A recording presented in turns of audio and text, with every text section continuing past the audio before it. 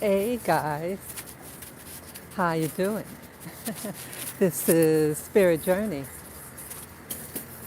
Yes, an early morning pack walk with the gang. Yes, yes, yes. Today is Saturday, December 12th, 2020, and the time is now 6:52 a.m. in the morning.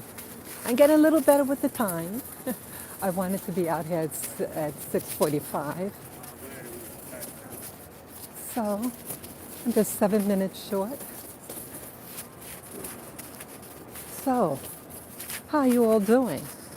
Yes, let us welcome the dawn. Good morning. Good morning. I got my glasses on. Yes, good morning.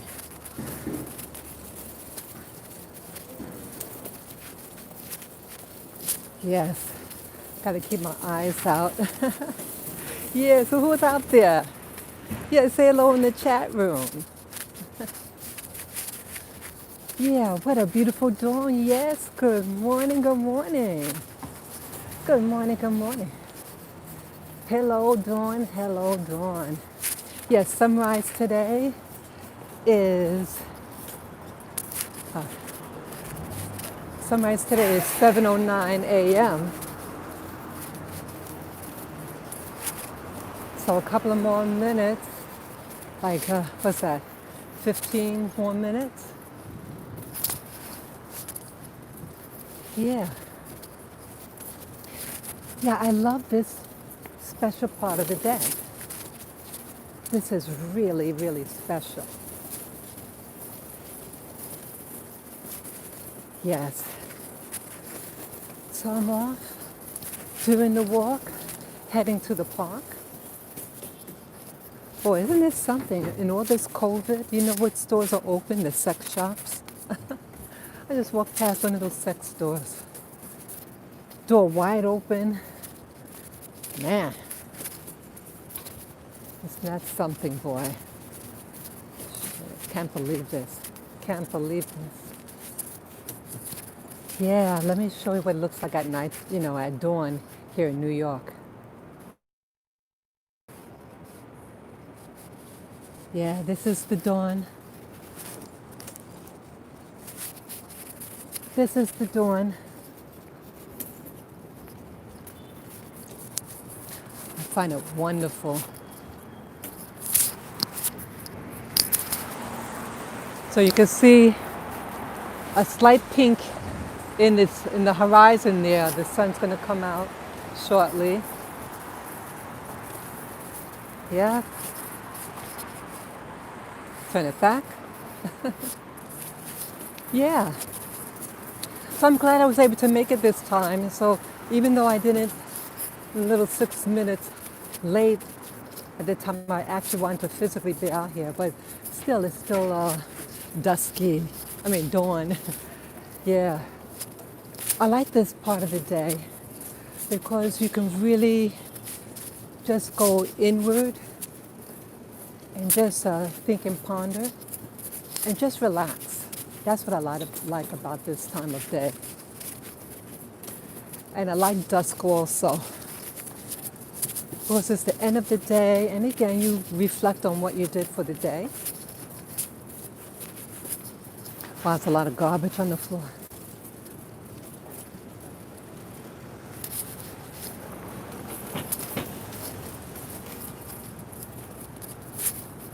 Yeah, I feel good. I had a nice shower. Yeah. I had, what did I have for breakfast? I had an omelet. I had an omelet with extra sharp cheddar cheese and fresh spinach. Yeah. Oh, and I brought my little tea with me also. I had my supplements. And the dogs, they had their regular food. They get raw meat, patties, beef. I give them the beef. And they like it.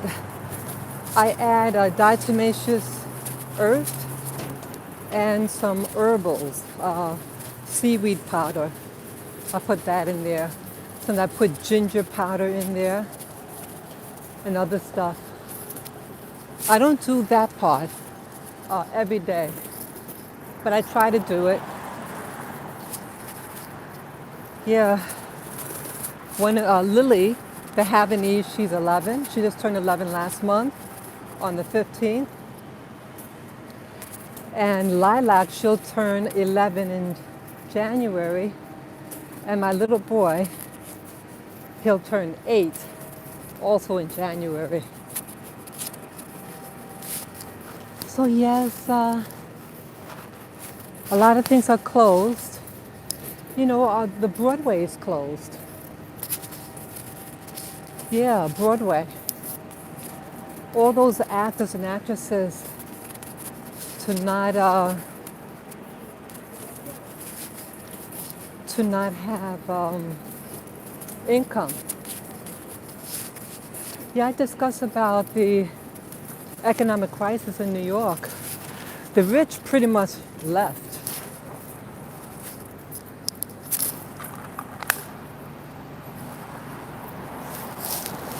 Okay. Something you hear, weird noise, you might have rolled over something. I'm just trying to keep aware of everything that's going on around me.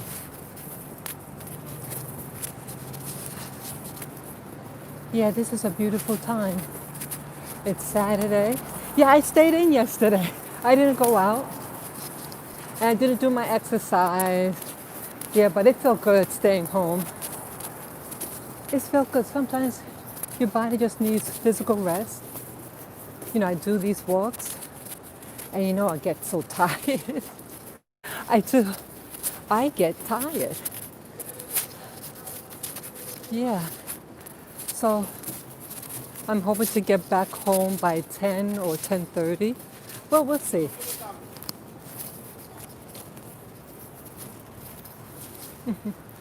Yeah, so the lights are glaring. So what's your day like going? Yeah, you're gonna go out, get some air? Try to do so. Yeah, it could be very challenging, depressing with the COVID. But if you're well and everything, you know, what they call social distancing, hey, go out for a nice walk if it's safe to do so. And with the necessary precautions, you do it. Yeah, it's going to be it's in the 40s right now. So I don't have on as heavy a jacket as I had before. I have my liner, my hooded liner, and a wool jacket. I do have my long johns on. I do. Yeah, it's absolutely beautiful. Yeah, I had a wonderful time with you guys yesterday. I did the live stream from my bed, and I had my pack with me. And you know, I shared with you when I had to go to the kitchen and feed my dogs. Yeah, when they saw me take out the tarot book, the yellow book, I could just imagine if dogs could speak English. She said, "Oh, mommy, you're gonna stay on this phone that long? More? Mommy, get off the phone. We need to eat." So I put the book down and I fed them. Yeah, that was funny. That was funny. Yeah, and after I fed them, they were well. Went back to my bedroom and finished up the live stream. Yeah, I got a lot off my chest yesterday. I talked about the politics of the day. Yeah. But you know, the last thing I said in yesterday's live stream is that you have the power. You have the power. But they make us feel weak. And you know, those leaders are the minority. But they control through coercion. They put fear in you. You know, in the military, you have a right to refuse an illegal order. You do. That's part of your oath. You have a right to refuse an order if it's to hurt yourself or others.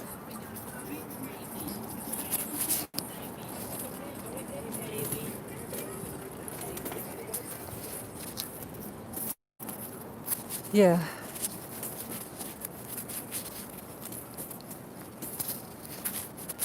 Yeah, so yeah, I enjoyed yesterday.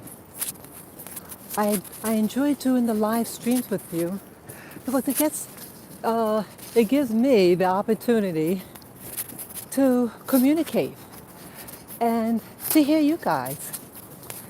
It's not maybe not as as fun as in person, but it's the intent and the heart of a matter. You know, I get these pops that are just swooshing away. Yeah.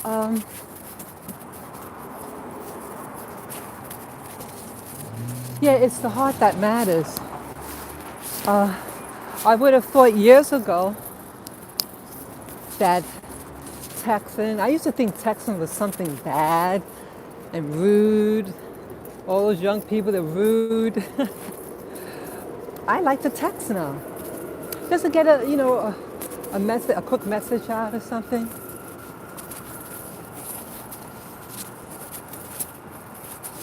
So, what do I want to talk about today? Well, let's see.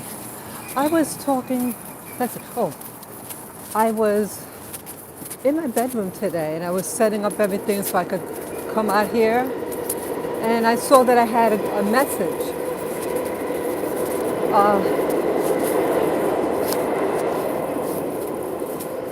So I clicked on the text message to read it. It was someone who was commenting on one of my older videos. The video could have been done maybe 3 years ago. I was in the train and I was bullied, and it was so sneaky. There was these two young women, and I was on my way to visit my mom. And I don't want to go into details because it's just upsetting when I realized to the depth what they were really about. I knew that they were trouble, and I just wanted to avoid them. But I entitled the video because right after I got off the train, maybe 15 minutes later, I was visibly upset, and I did a quick video entitled "Now I Know why some white people hate blacks." Yes, I did. And I had gotten backlash from the black community about that. They said I was a coon. That's the first time I was ever called a coon. Oh, it's 50 degrees, 7 o'clock. All right, just looking at the monitor. Yeah. Wow. So we have 9 more minutes till sunrise. Yes. Good morning, viewer. Good morning. Say hello in the chat room if you wish. So yeah, I had gotten backlash from that video. But I told the truth. Here I'm a black woman. It doesn't matter what I am, but I'm a black woman. And the two women were young black women. And I'm old enough to be their mother. So it's a lack of respect for their elders. And in the video, I started to cry. So even though they see my duress on an incident that just happened, but yet they called me a coon and not call out, hey, I'm sorry that those girls did that. How horrible. And then so that was the video, but the comment someone wrote, I think I got it today, this morning or yesterday. It was a long one. But yeah, the person relayed to me, they said, thank you for being brave enough to share this story and for keeping calm. And then another person told me about their experience growing up. Yeah, they were around at the time of busing. For those of you who don't know what busing is, the Civil Rights Act of the 1960s, I think it was 60s, it required that the schools be integrated. Schools were socially and by law segregated. Like in the South, it was by law. Up north, it was socially segregated. And so they required the black students, some of the black students, to be sent to white schools and the whites to go to the black schools. And they said that they shared about their experience of getting mugged by one of the black students from his lunch money. And that a person witnessed it, a white fellow witnessed it. I don't know whether it was the first attempt or the second attempt. You know, the first time it happened, he got robbed. It could have been a second incident, and the white guy who witnessed beat up the black guy who robbed. And they gave like an account about their work history, things like that, how it affected him for all these years, but how he had to, you know, how he wanted to do better in life and persevered. He could have let it ruin him. Oops, let me go here. Sorry, it's a curve, big curve. I thought it was gonna. Okay, great. So, sorry. So, he shared about his life and how he went, graduated, his undergraduate, I think graduate school also. He shared me a little bit about, you know, his biography. So why do I share this story? That the things you do affect people's lives. Those girls that were trying to bully me, I mean, I didn't get hurt or anything like that, but it was intimidation. And I didn't realize, I knew something was up, but I didn't realize to the extent what they were going to try to do. And it was so typical of weak-minded people. You know, you have people who, like, they want you to carry their stuff. It was that mentality. That type of mentality. That's a weak mentality. Because, you know, there's always somebody who is bigger and stronger. And it's short-lived. It's short-lived. Yeah, you can, that's not what happened to me. That's not what happened. But it's that mentality that let's show that they're somebody. Let's gang up on a middle-aged lady, two young girls.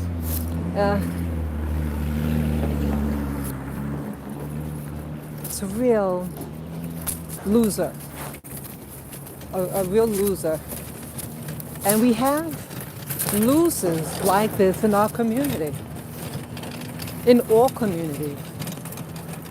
But I expected more from my community because all the stories that you hear over social media about injustice and things like that. And I realized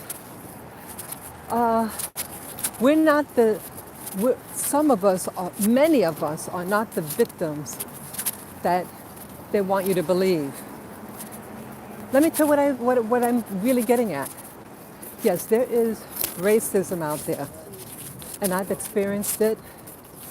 I've experienced a lot of things in the military and civilian life. But you have people in my community who sell drugs. Who do they sell drugs to? Well, I would imagine anyone that has the money. But where do they live? Where do they peddle? So why would you do that and sell to a hurting people, right? Because of money. And then I started thinking about, and I shared this before, not often, I had to leave a dwelling that I used to live at in 2000. It was January 2002, the first week of January. And I went in a shelter, the shelter system, to escape. I thought it was the best option and just be quiet about it. And I got robbed. Well, I went to sleep, but when I woke up, my driver's license and my vest was stolen. So here, I only came with my purse and the clothes on my back. Okay? And here, overwhelmingly in New York City, the homeless shelter is with Black people.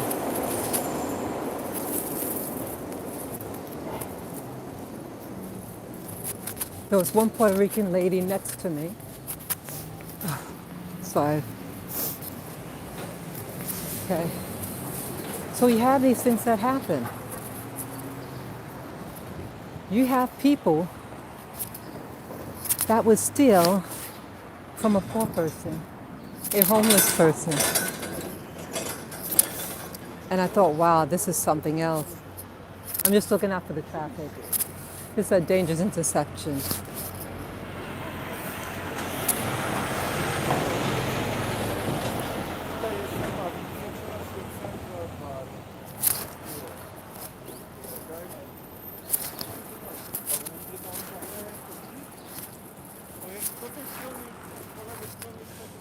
Okay, got the light.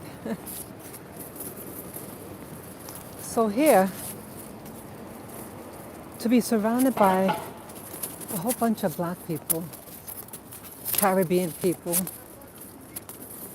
I saw one white person there. She was crazy.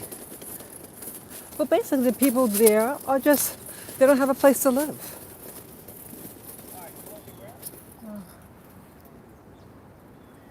Oh, camera crew. Camera crew. Okay, just wanted to get that. So I thought that was really something. That here, in essence, I'm in the bottom of the barrel. A bunch of crabs, and the crabs are attacking each other.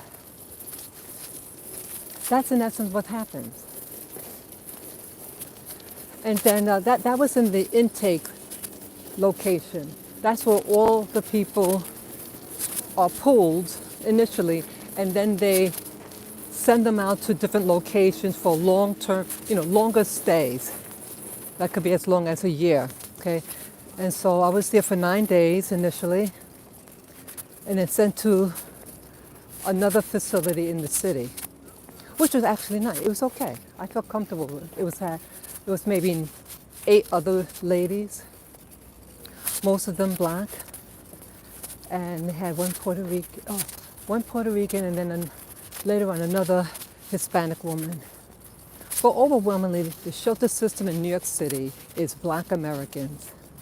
And yes, they probably have some West Indians, non-Hispanic as well. Yes, I met a Jamaican at the pull-in section, the main shelter. It's like a depot. Okay, I'm in the park now. Let me just show this.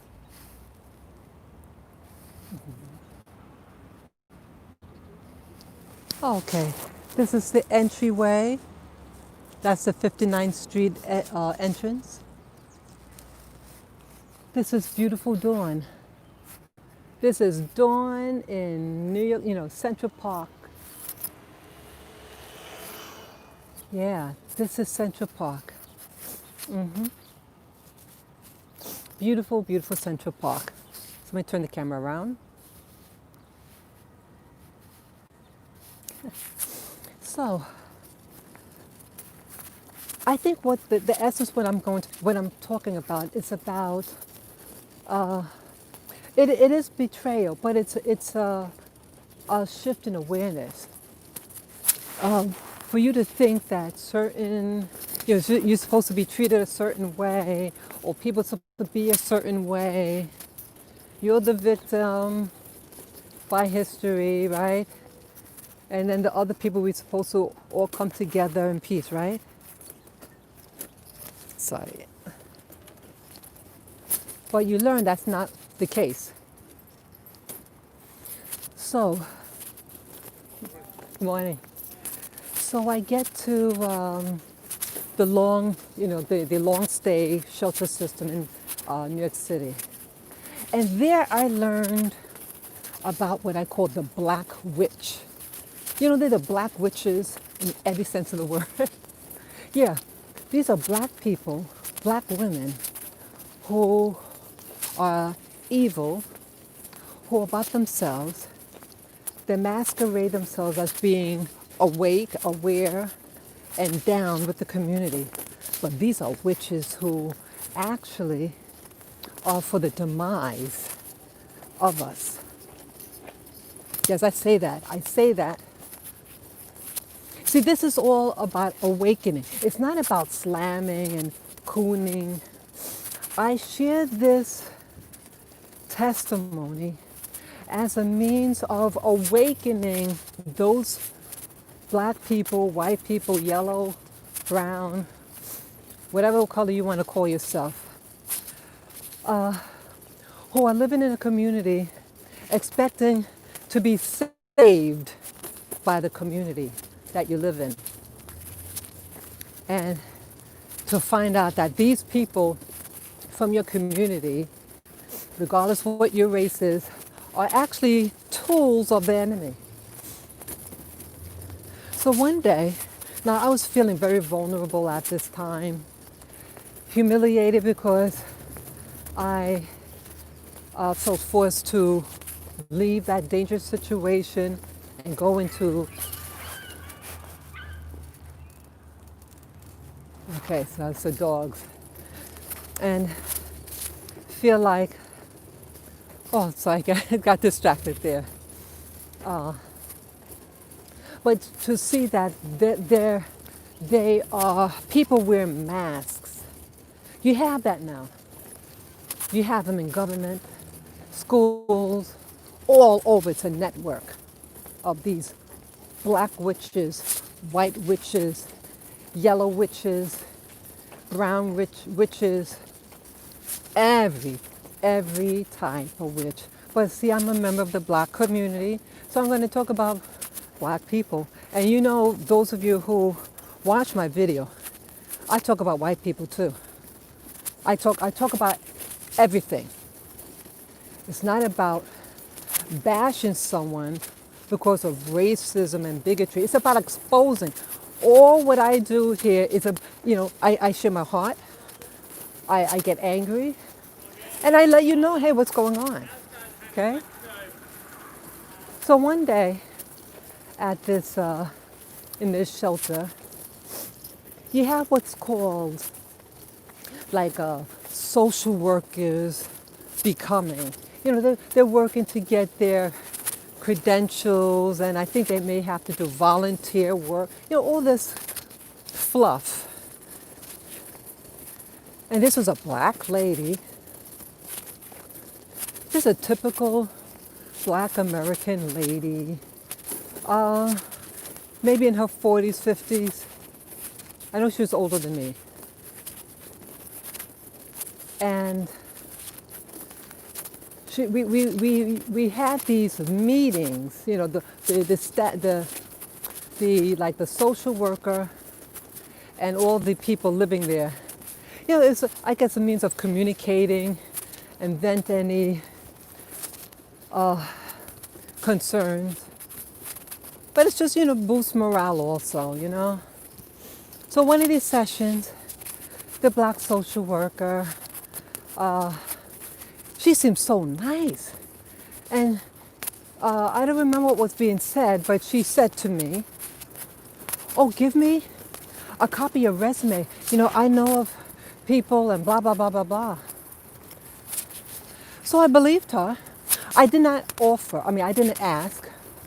She offered, and she offered very boldly in front of everybody. So the meeting was over, and then I remember, the next thing I remember, she's going up the stairs, and I said, oh, so-and-so. And I said something, maybe I had the resume or something. She says, go do it yourself, like a witch. Okay, now here, I got into this shelter system because of a violent situation I was in. I'm hurting. I don't have any money. And for them to say, for her to do that. And again, I didn't ask her for help. She never apologized, whatever. But see, this is the witch, the black witch that likes to sport itself as, oh, I'm just helping, Hey, good morning, Jackie. Good morning. Yeah, I'm talking about my experience. I used to be in the shelter system. Get down. Get down. Let's get down. I have my little doggies with me. Sit down. Okay, good boy. Yeah, it's the gang with me. My little boy, some dogs, when he sees them, he wants to bark and act how you've been seeing him lately. So, yeah, viewer, I am talking about the black witches in the community.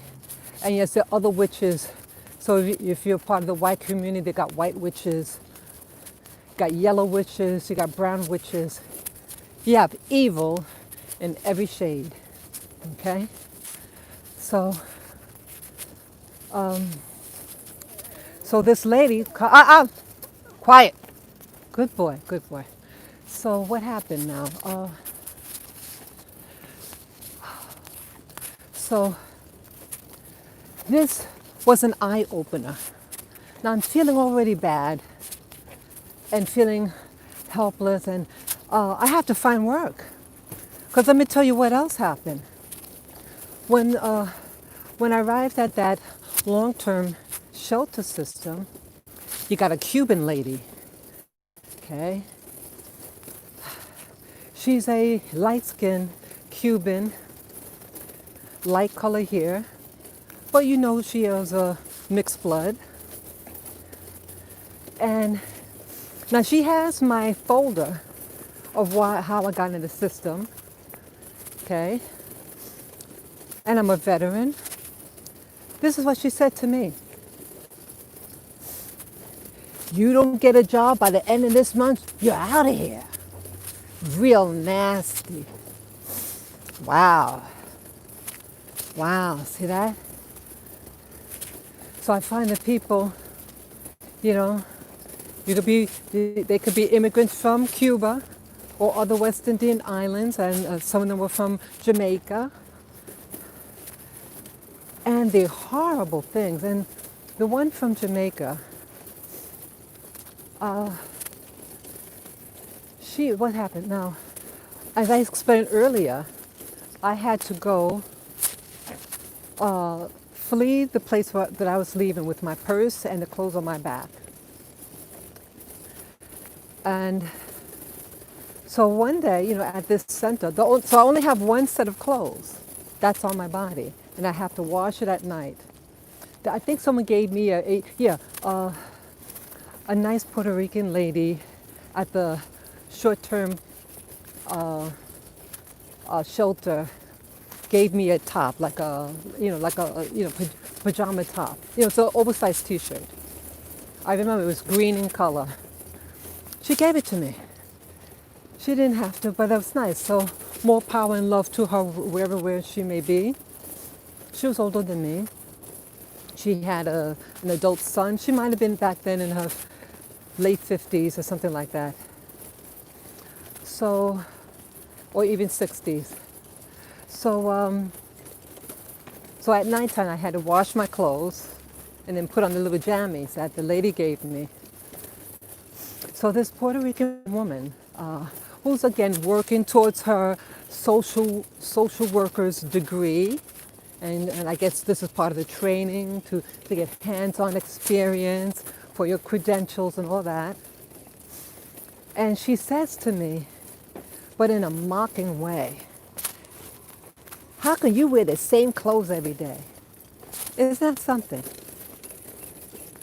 Now she would have known my situation, but it was insensitive and heartless. And then she says, oh, well, I got these vouchers and you can go to such and such. She never gave me one. It was just talk. She had to justify what she said and make fun of me and not having a change. And she eventually left also. See, these are black people, Caribbean people, West Indian people, African American people who are in positions that they can help their own community with heart, with their wisdom and connections. But they fail to do that. And so they forget where they come from. And they mock. Because they think that they've escaped poverty. Most black people, even when I was in the workforce, is really one check away from poverty.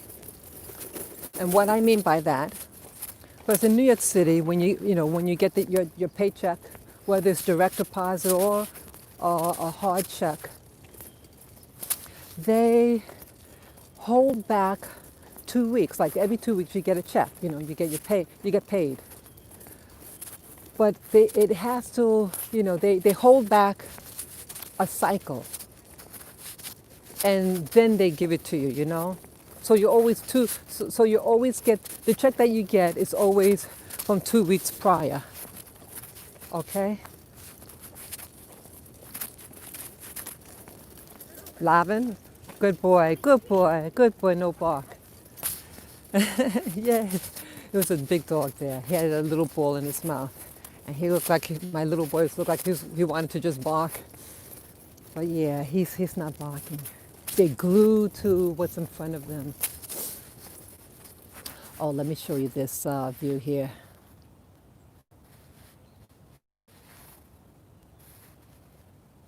Trying to click. Look at that. See that? This is what life is all about. See how beautiful that is? I love this part. Absolutely beautiful. So, the sun, that's not the sun. Yeah, the sun is behind me. So, what was I saying now? So the Jamaican woman felt she needed to empower herself. I remember she wore these things to show her figure. You find women from these exotic places, they use their body, their breasts or their boobs, when they come to here in the U.S. mainland, to get certain types of jobs or favors. And you could be an American-born lady and do that too. You see that also. And they think, they're mistaken that their beauty lasts forever. There's always a younger, firmer, prettier woman. And for you to be in a position of helping your so-called people, your so-called race, and make fun of a woman who's a veteran, and here you're a foreigner, and you're making fun of her because now you think you're better than me.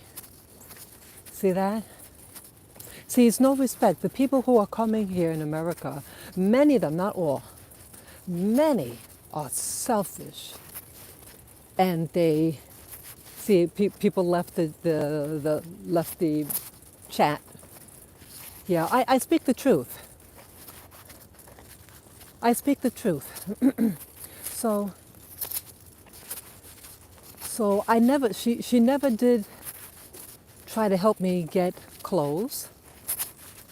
She was about herself. And yes, she eventually left because of job opportunities. See that? A lot of us in the black community are very short-sighted. They want instant gratification. They want instant money. And it's not about the people that they're servicing. They're not there to service people, but to come in, have their hair and nails done so they can show off to the other people that are there that they're better. And they might be better, but either way, you're there to do your job with professionalism and not hurt the weak. But it's something. So here what happens. You have a COVID. And what could happen? You could lose your job. You social workers.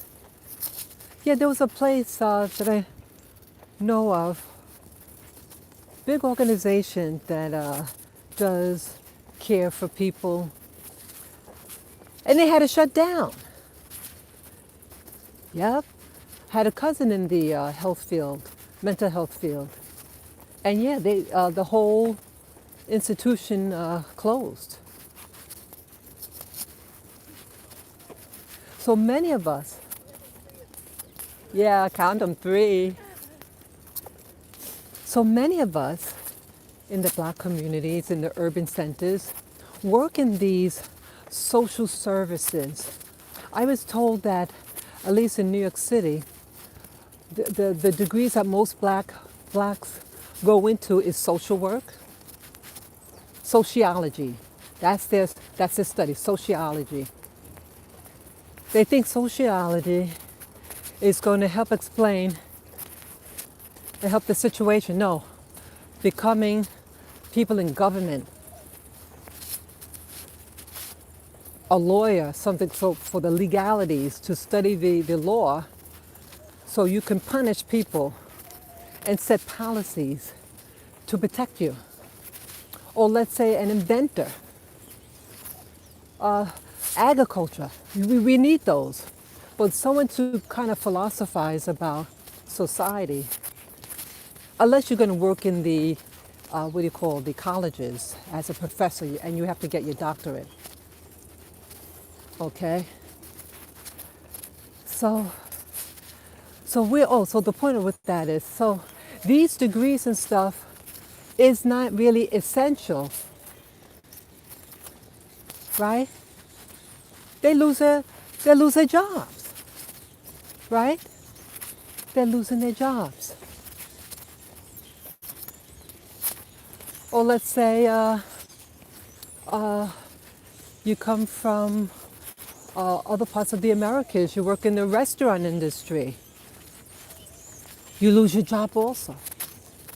So all these people that thought they were cute and wearing these revealing outfits and making fun of other women who aren't as curvy, or be aggressive to them if you work in the homeless shelter system, and you poo-poo those who have to stay in the shelter, and you get your hair and nails done, you wear things to show your body as a sign of superiority. Well, honey, that particular shelter closed a long time ago. So you have to remember people. See, I mention these things because, see, these people were expected to do service to their community. And there was another incident when I was a student. I was on my way home.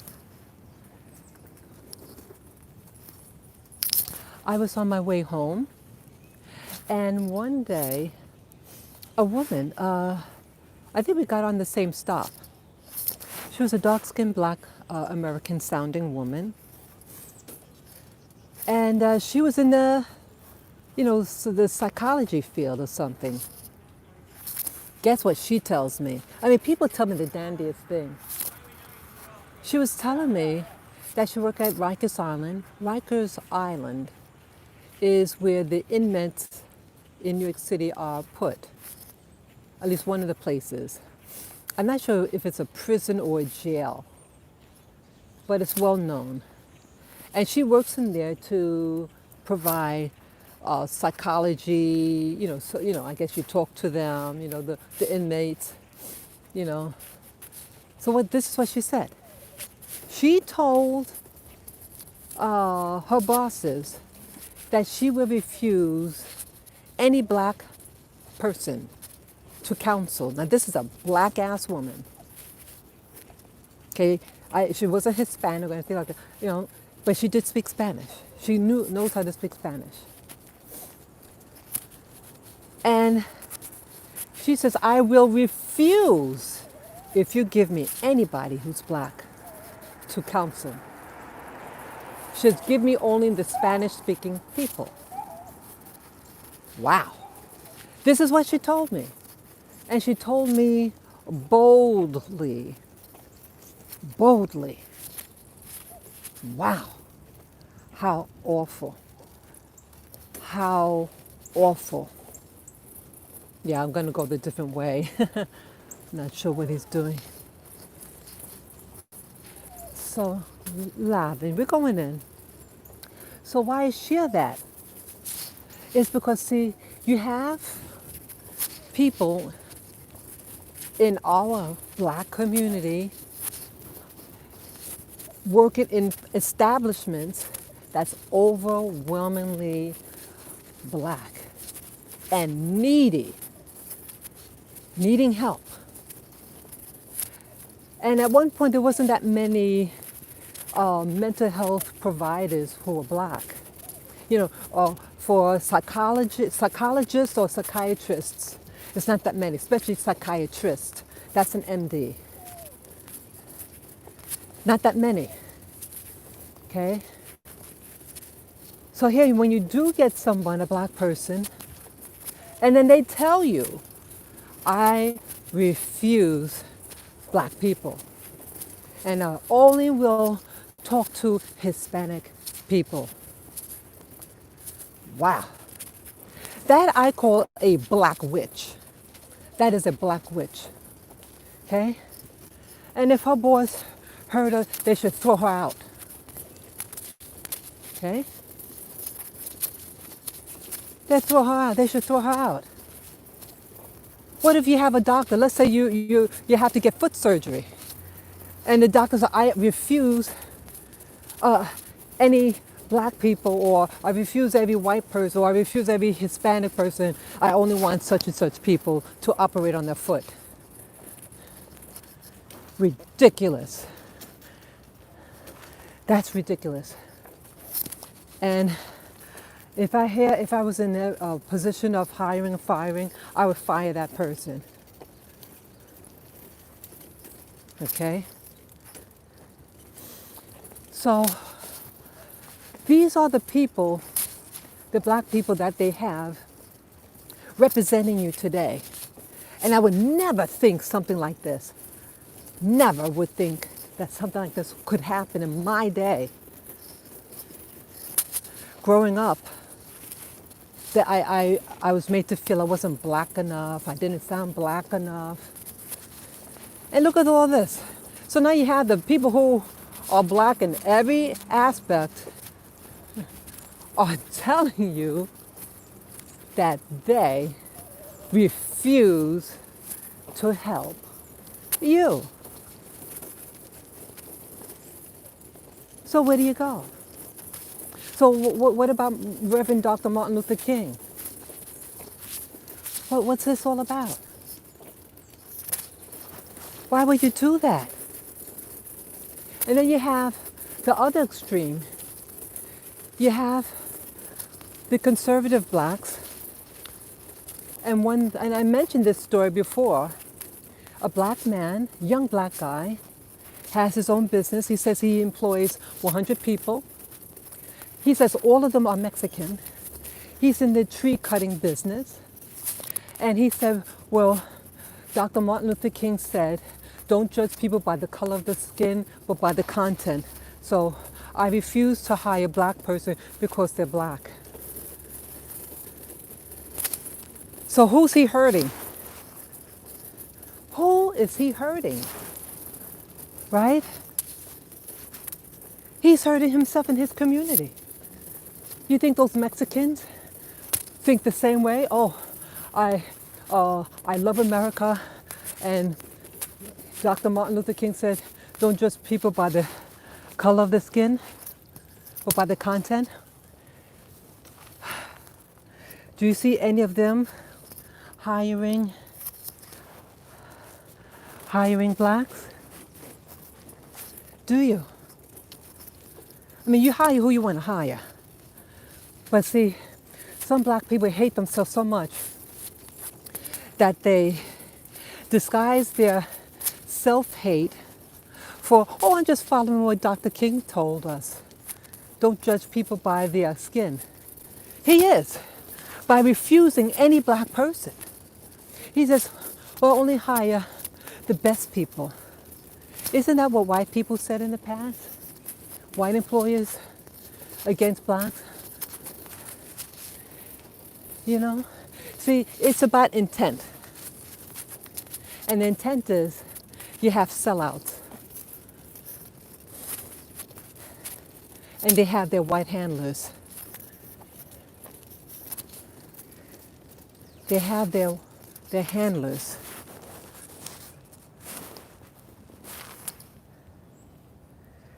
Yeah, I'm just going to stay here for a little bit. Yeah, you have handlers.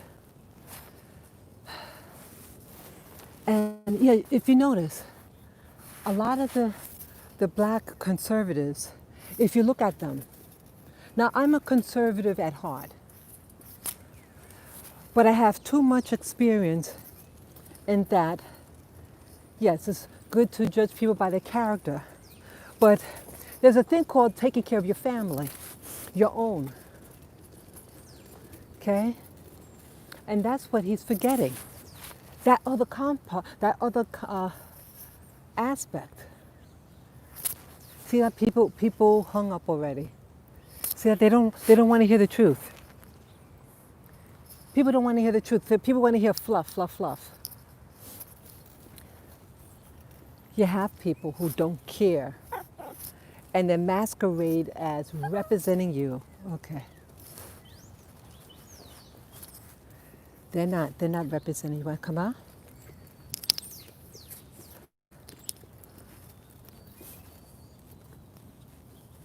Okay, let me get the back. Come on.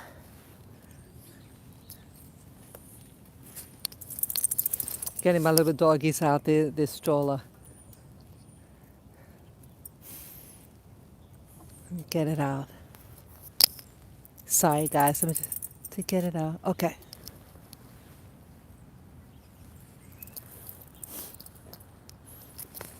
Yeah. You want to come out too, baby? Yeah, I'll get you out too. I'll get you out too, Buttercup. So I need to say this because I need to expose the black witch, the white witches, the brown witches, the yellow witches. There are people out there who are about the agenda. And they have them working in every aspect that you could imagine in life. All occupations these witches and warlocks work at. And so you have both extremes. You have those blacks in businesses, and they'll refuse to hire a black person because Martin Luther King said judged by the character rather than the color. But all the people that they hire outside of their own, they don't hire you. They don't hire people like you. So they get stronger, you get weaker. And then you get afraid. That's another thing I notice. Many of us, when we do get in position of hiring and firing, you're afraid of public opinion. And if you help one person of your own, oh, you're being prejudiced. But yet you're the only, you might be, you just might have just one person from your group in the company.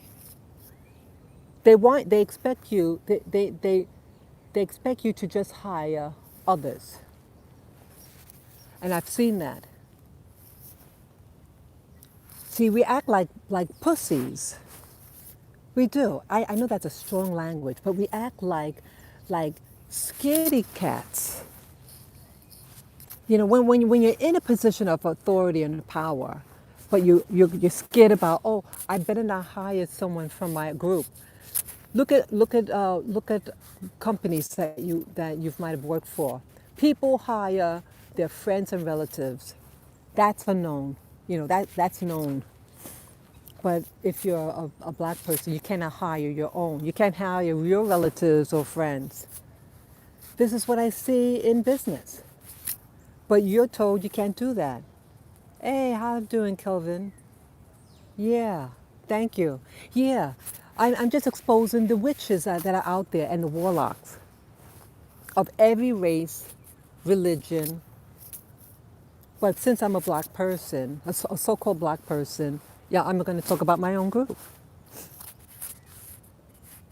And again, in my my channel, my YouTube channel, I talk about all things, and I also always talk about to encourage black people to love themselves. I say that repeatedly, to love the person you see in the mirror. Love you. Respect yourself. That's what it's all about, because every race has to go through something. But I'm a member of this group, and so I can only talk about that experience.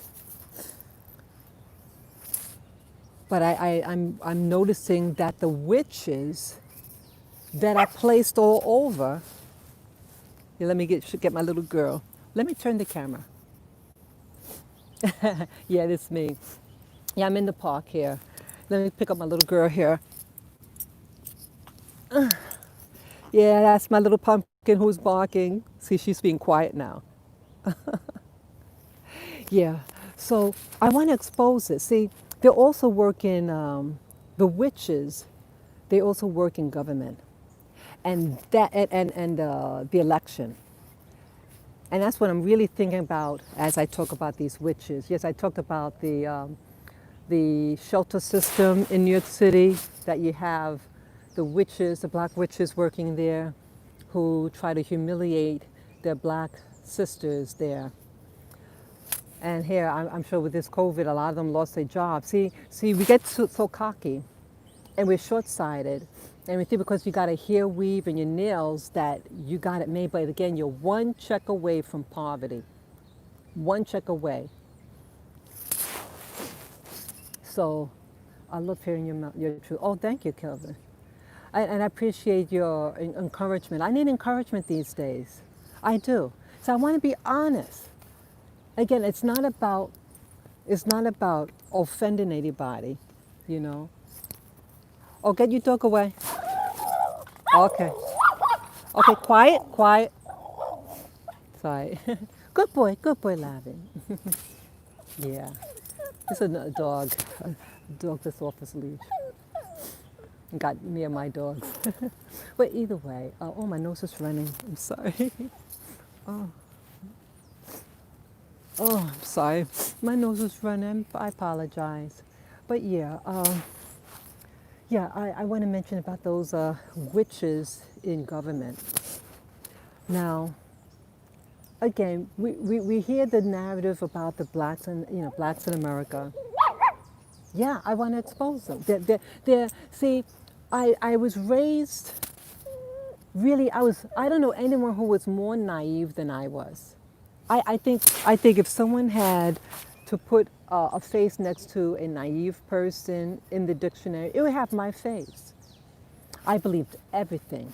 But then I started asking questions because I saw inconsistencies, And so with this modern election, with the Trump and Biden election, and you see all these black folk in within the processing room.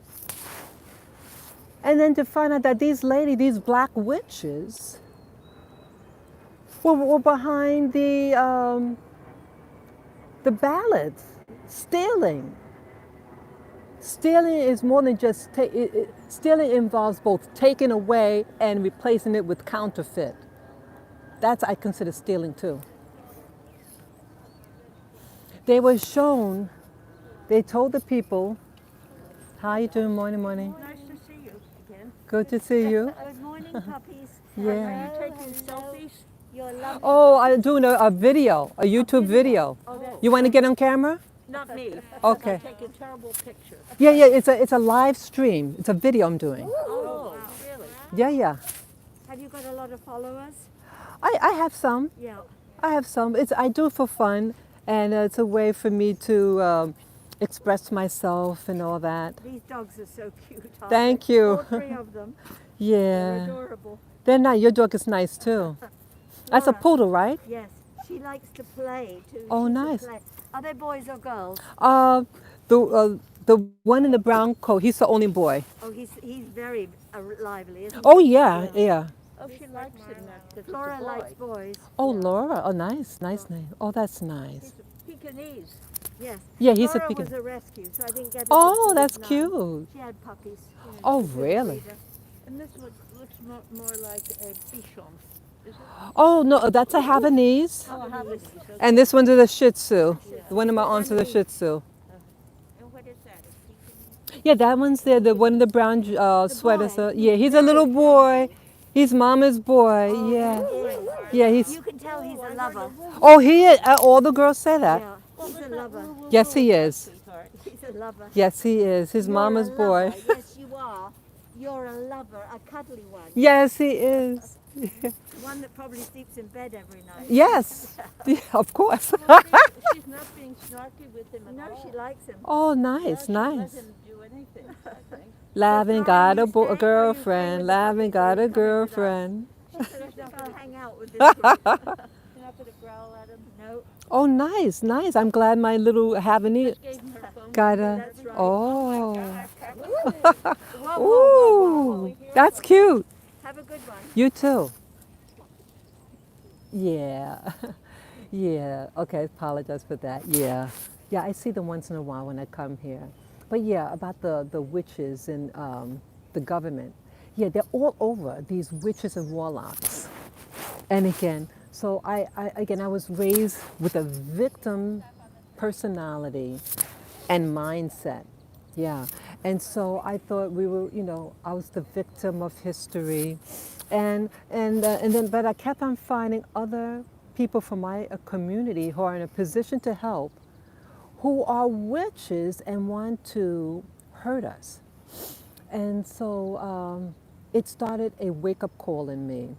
And now with the election that I was talking about, now I thought, you have a lot of women in politics, excuse me, that want to encourage, what do you call it, social, they'd be social activists, and they talk about, the votes and how at one time we didn't have the right to vote and all the harassment at any attempt of us trying to vote.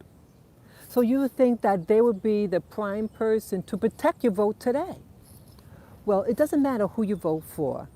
any party. You vote for who you want to vote for. But when these witches, when they took those ballots and put in counterfeits or destroyed, they're destroying your vote, my vote, everybody's vote, regardless of who you voted for. See, that is sabotage. And so to use the race card and get in these positions, because you think, oh, well, these black women, they're going to preserve the right for us to vote, all Americans to vote, and you find out that they're the scum of the earth and are abusing the history and the trust that we had in them. So this is how witchcraft works. True witchcraft works by deception. They get your own. It could be a family member, friend, anybody. And they did this. Thank you, Kevin. Yeah. Expose them. These are not your friends. Whether you're a Democrat, those people are not your friend. Because what they did out of jurisdiction. They're there to do a job. When they're done, leave. Their job is not to counterfeit, to steal, to rip up, or to vote 10 times. That is cheating. And they're not there to cheat. So all of history, what happened to us in the Americas, is thrown down the drain. You can't complain about the past. So I'm at like a dilemma. I'm at like a dilemma with everything.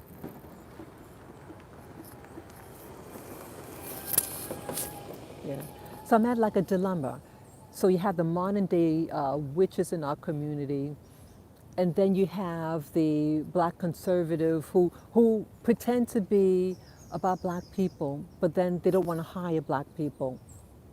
So it's like, wow, wow, you feel like abandoned. You feel abandoned. You're like, where do I fit? That's how I feel. Where do I fit? So you have to be your own friend. I believe in, show integrity in your lifestyle. It's not about how big your life is. My life is very simple. I have my little dogs, my 3 little dogs. I'm very simple. I go to nature to regroup. I cook my food. And yes, I do like to eat out also. But I just take it one day at a time and, to see through the deception. The deception these days is right under your nose. It's right in broad daylight.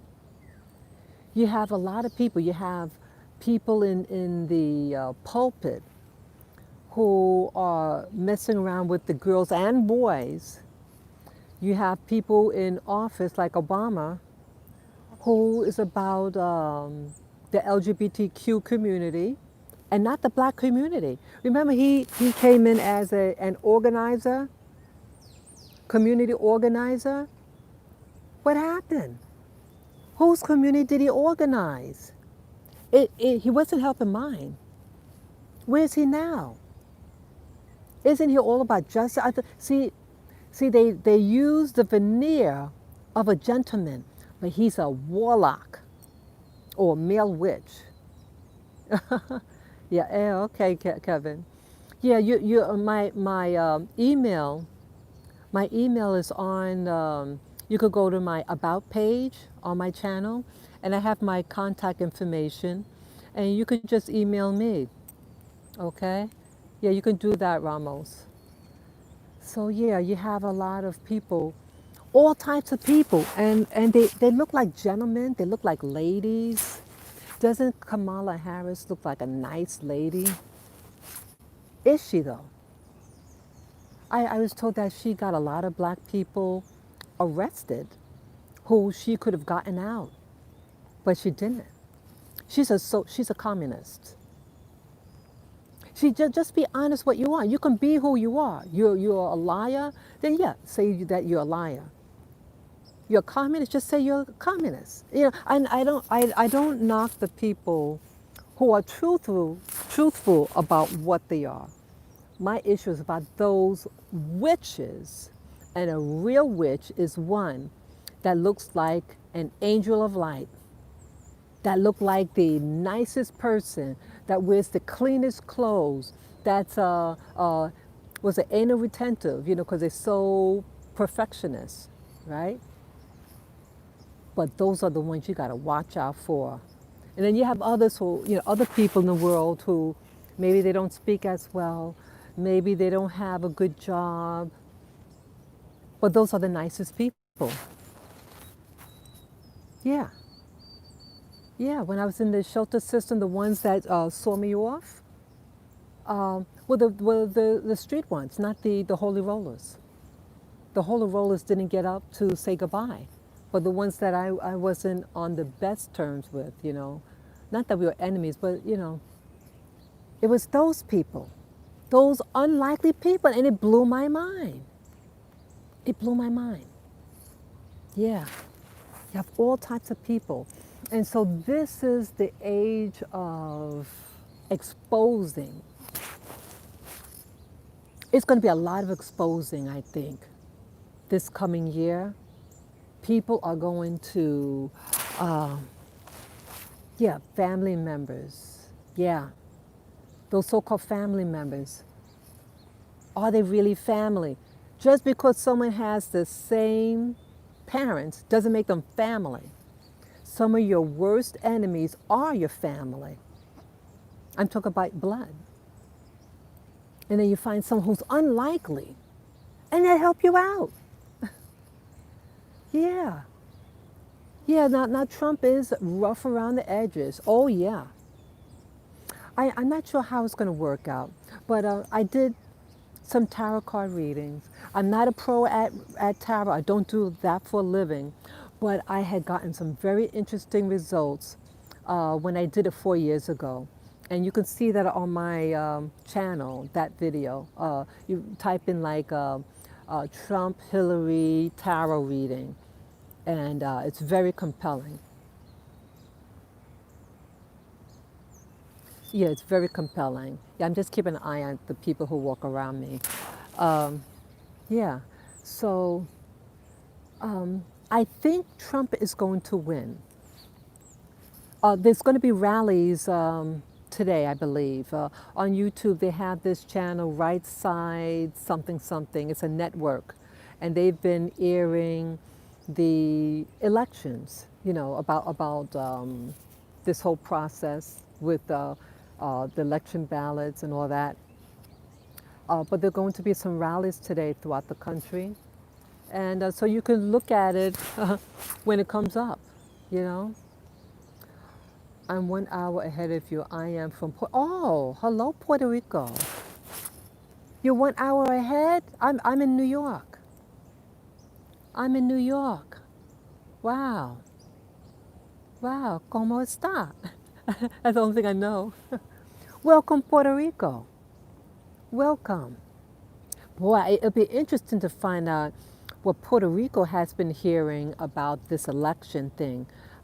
Have you been listening to the election in New York? I mean, in the mainland? Yeah, let me know. I'd be curious. I would be curious to know what you know about all these elections and everything. Yeah, I used to live in the Caribbean too. I used to live in St. Thomas. Yeah, I used to live there. Yeah, I did visit Puerto Rico twice. Yeah. So yeah, it's getting cold here. I mean, it's the weather right now is okay, but the weather is getting cooler. So I'm gonna put my little peanut. You gotta go potty? Let me see if you go potty.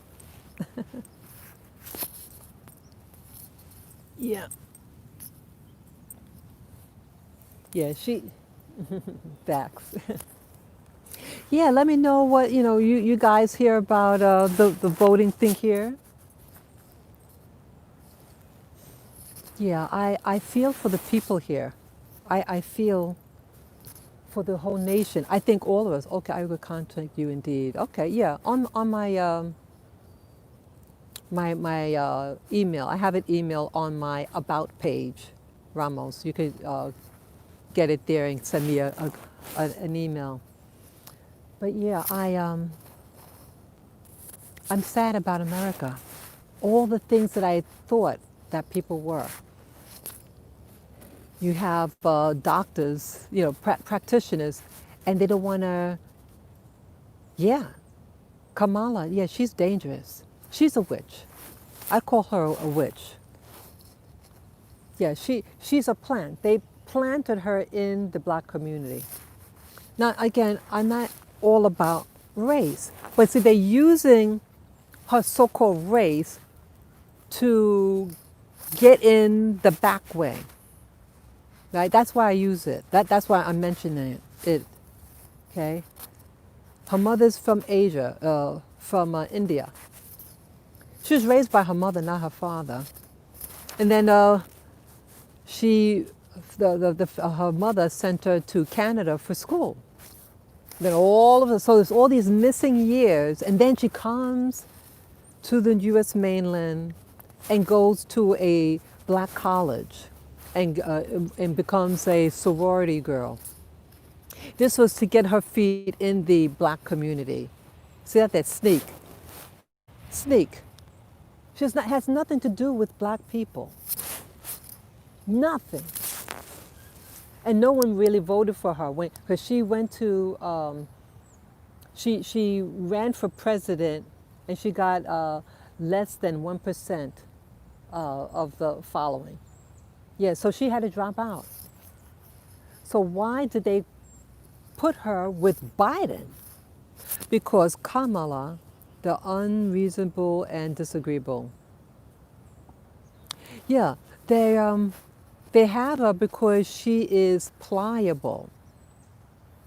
She's going to be about the. I think she's just. I get very bad vibes from her, Oh my eye. Yeah.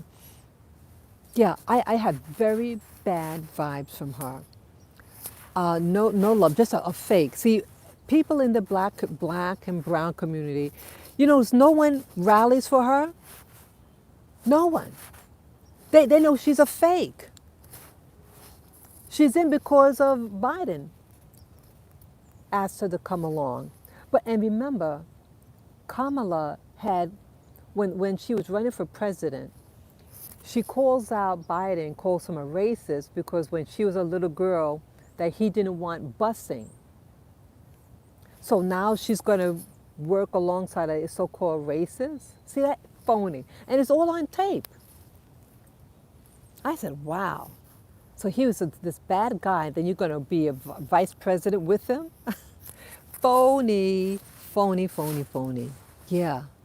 Yeah. Oh, I think what I wanted to say earlier, when I was still at home and to do this live stream, I believe, I was feeling this when I was getting ready this morning. I feel that there's going to be a purging out. Yeah, because why I say that is because, yeah, you believe that too? My little doggy's talking to me.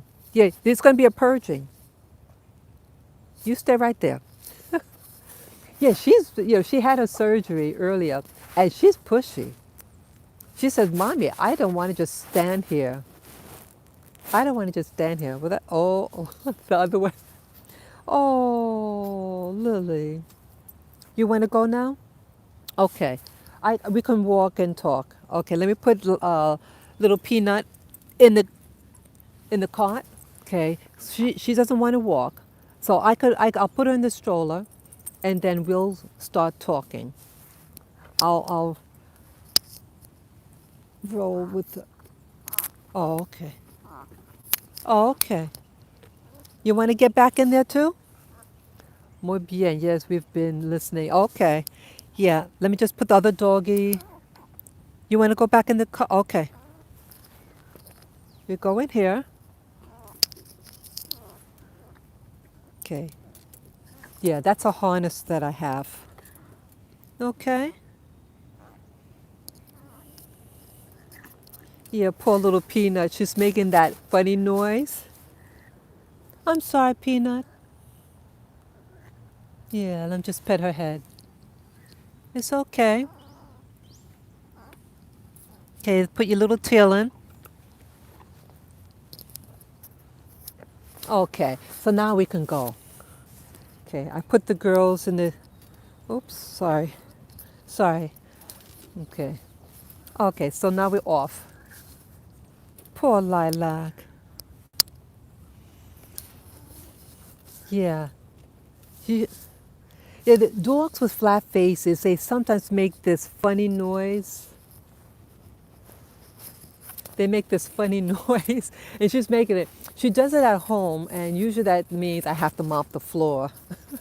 Yeah, so let me turn the thing. Okay. Okay, so what I was going to say now. Uh, I felt a little emotional this morning, and I felt that I think, well, the rope got all tangled. Okay, I'll just leave it. Yeah, what I think what's going to happen, there's going to be a purging. Now, I did the tarot card reading, as I mentioned earlier. I did the tarot reading. Lilac. Yeah, let me just untie this. It's pulling on the leash. Come on. Sorry. Yeah, just take me a second.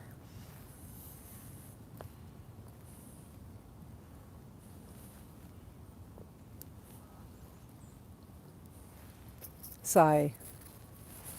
Oh, I just missed your comment about Kamala.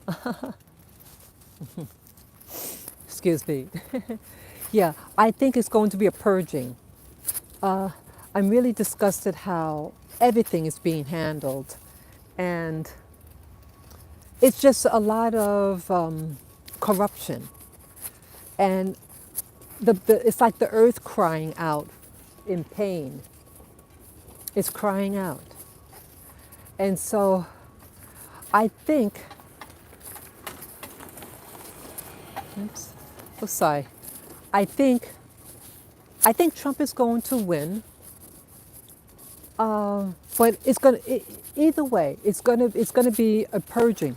Uh, it needs it. You have people in government, like Biden's son, Hunter Biden. Come on, come on. He's pulling my little boy. You have Hunter Biden that they show proof.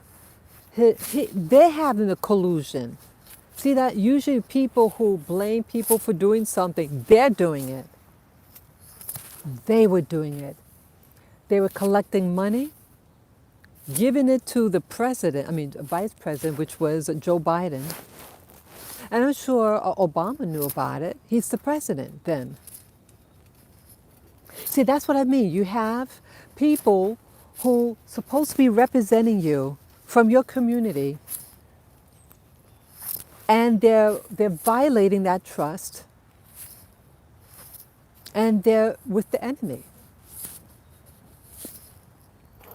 Yeah, our country is hijacked in every, come on, in every aspect. The schools are hijacked by these weirdos.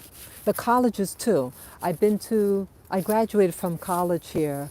I went to both Hunter College and, come on, Lavin, come on, stop that. He's just pulling, come on. Sorry. You have, I went to Hunter College and Brooklyn College. And some of the corrupt people that I've met, they're just weirdos. Weirdos. One teacher talking about, and I thought he was joking. I never heard about the thing about, about, I forget how it goes, but you vote twice or something. He was like a communist. Yeah, it's the colleges here in New York City are run by liberals and communists and homosexuals. We think the purging is those who die via CV-19. Ah, interesting. Interesting. Very interesting, Ramos. Yeah. Yeah, but I think it goes deeper. See, I think the cabal is about the COVID, but I'm talking about a real purge. Okay. Yeah. Yeah, the vaccine. The vaccine is going to be the purge. The CV-19 vaccine is a purge. Don't take it. I did a long live stream video yesterday. Don't take it. Don't take the vaccine.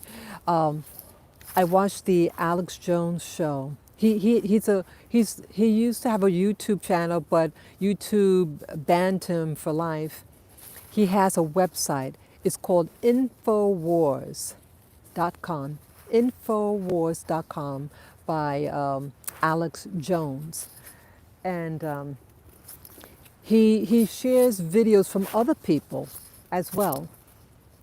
And I think they're going to do a demonstration also. They're going to rally somewhere, I think. Some of the people in his organization. Come on, baby. And let me go up here. So, oh, what I was going to say. He shared a video that the vaccines are designed, the current vaccines that they're going to try to get you to use, is designed to sterilize women. It attacks the woman's placenta. Like when a woman gets pregnant, to keep the baby in, it's a placenta that is attached to the uterus and the baby, and blood is, nutrients are exchanged through that. But this vaccine is going to target this placenta so that it cannot attach properly to the uterus, and so the lady will miscarriage. This is what's going to happen. And they have all these weird things in this vaccine. They say the cure is the virus itself, just like any cold or flu. Once you get it, you have antibodies. Come on, let's cut it out. Come on, let's stop. Let's cut it. Let's stop. Let's stop. Let's stop. So,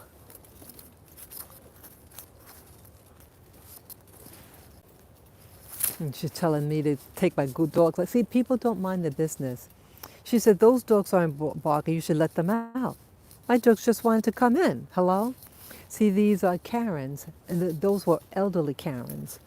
They don't, yeah. In America, the Karens, a Karen is one of these ladies who don't mind their business, and they think they're right about telling people what to do, and they're the ones that tell you better put your mask on, or that basically that they tell you what to do, but they don't have to do it.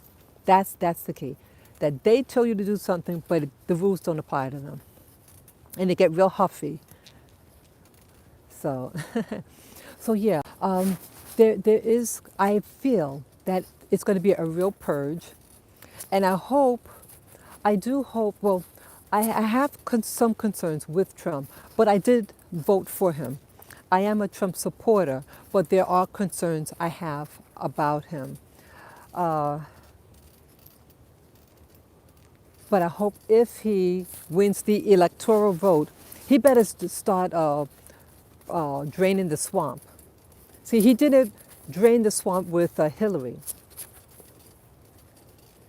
He should have thrown her in jail. Once he got about the info with Biden and all that involvement with the that country and collecting bribes, it's bribes. It's all about bribes. That's what was happening. They're bribing America. The U.S. is being bought out by China. And no, this is not about anti-Chinese. It's about the government, the communist government of China, not the people, not the innocent people. And they're trying to get this. Yeah, they're coming to take over. Yeah, they're buying a lot of property. Did you hear about the lady? I didn't buy the newspaper, but I saw the front cover. Something about this man, this white guy, and he was involved with this Chinese woman, and the Chinese woman was a spy. Did I mentioned some videos ago this year how, again, it's not about judging people who you date. That is your business. Who you go to bed with, who you marry, that is your business. But I notice trends, patterns, I should say. I notice patterns when things start to repeat in a cycle or something. That is a pattern. And I noticed in New York City there was a surge of Caucasian men and these East Asian looking women. And so I'm wondering what's going on, and I'm wondering whether this is part of the spy network. Let's spy on these people. Let's go within these. Even when I was in the military, I used to be in the military, in the Navy, and in boot camp, we had they had to discuss a particular matter, and during the time that I served, was still under what they call the Cold War. Okay, I did not see that. Yes, the sixes and vaccine. Yes, I am familiar with Infowars. Okay, let's quiet. Let's quiet. Sorry. Let's quiet. Let's quiet. Sorry. Yeah. Okay. Oops. Lavin, so you gotta be careful. Sorry. The leash got caught in the wheel. Sorry. He gets all excited and it wraps around the wheel sometimes. Okay. So what was I saying now? Yes. You have. What was I saying now? When I was in the military, in the Navy, in boot camp, they discussed how the Soviet Union get their women and infiltrate the black community. They go out with the black guys as spies. This is what they're telling us. See, I don't have to make up things like this. So they get intelligence. So they said, be careful about the people who you date, because some of them go out with you to get information. Hello.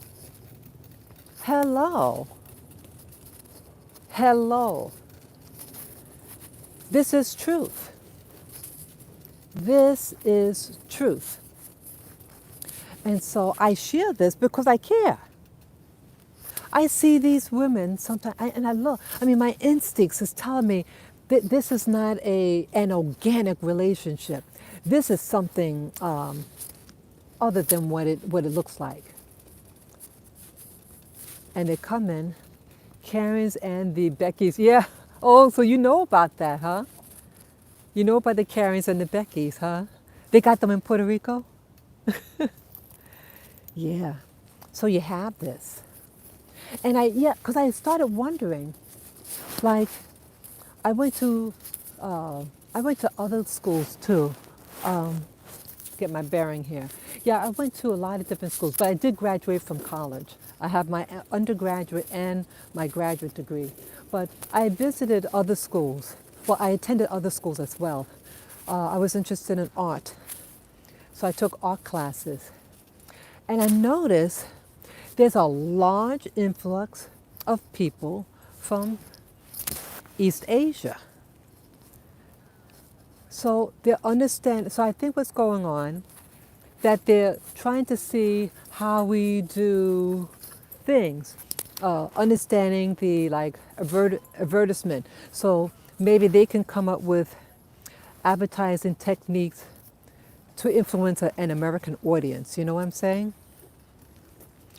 And how did they get the money to go there, man? See, I went as like a part-time. You just take just a handful of credits.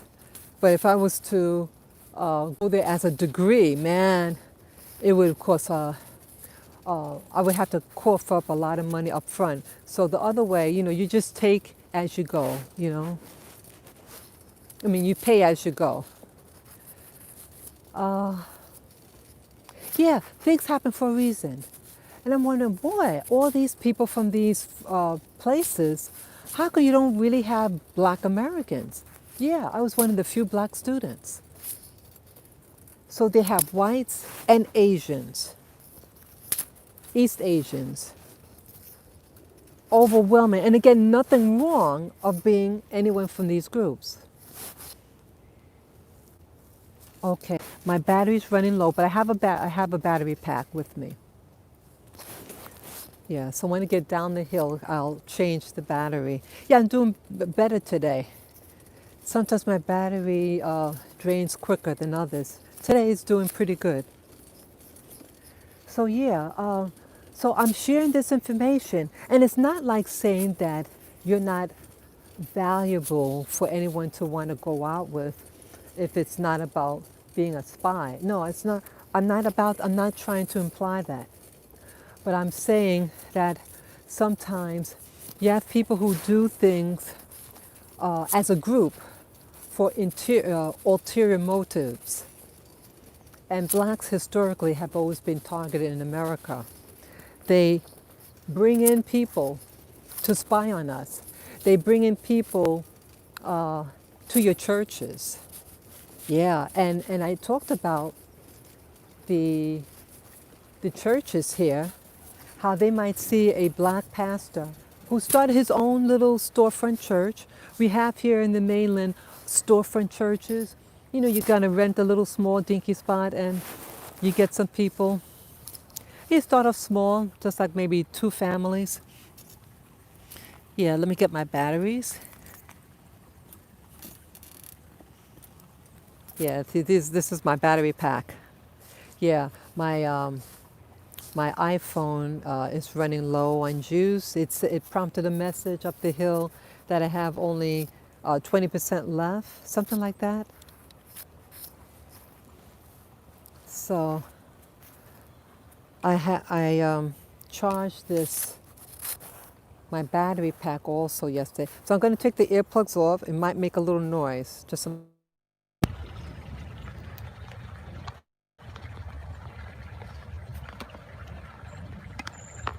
Okay. So I got the battery plugged in.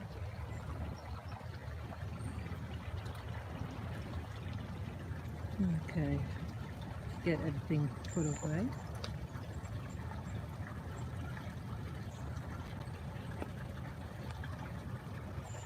Okay, so I hope you can hear me okay. So I have to try to talk louder. I have a problem with not being able to speak loud enough sometimes. Here, put this back. Yeah. So, yeah, there's a little creek there. It's really nice.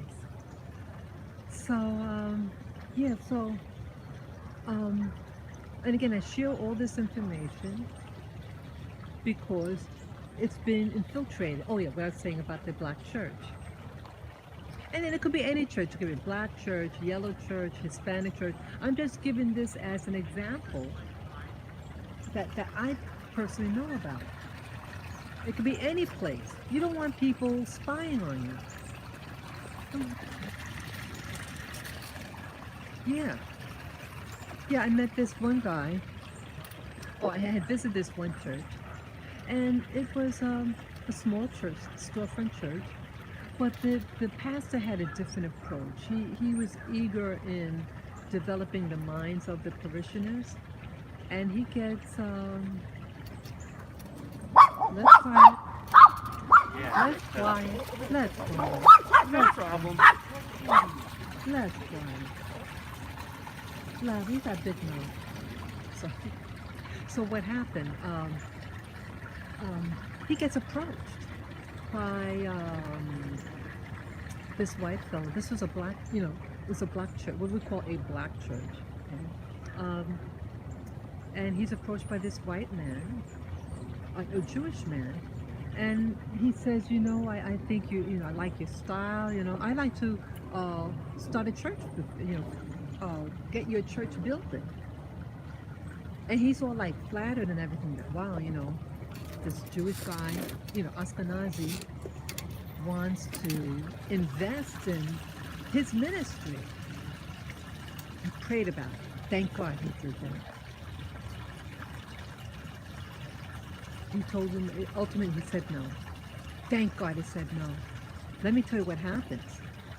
Let me tell you what happens if you say yes. They control you. You become their slave.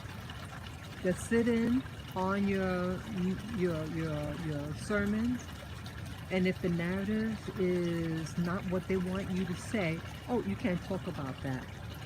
Okay? And how I found out about that, I met another man, a black man, who's an older black man.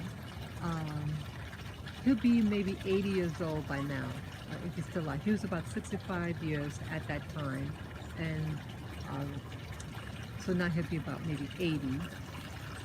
He said, what's that?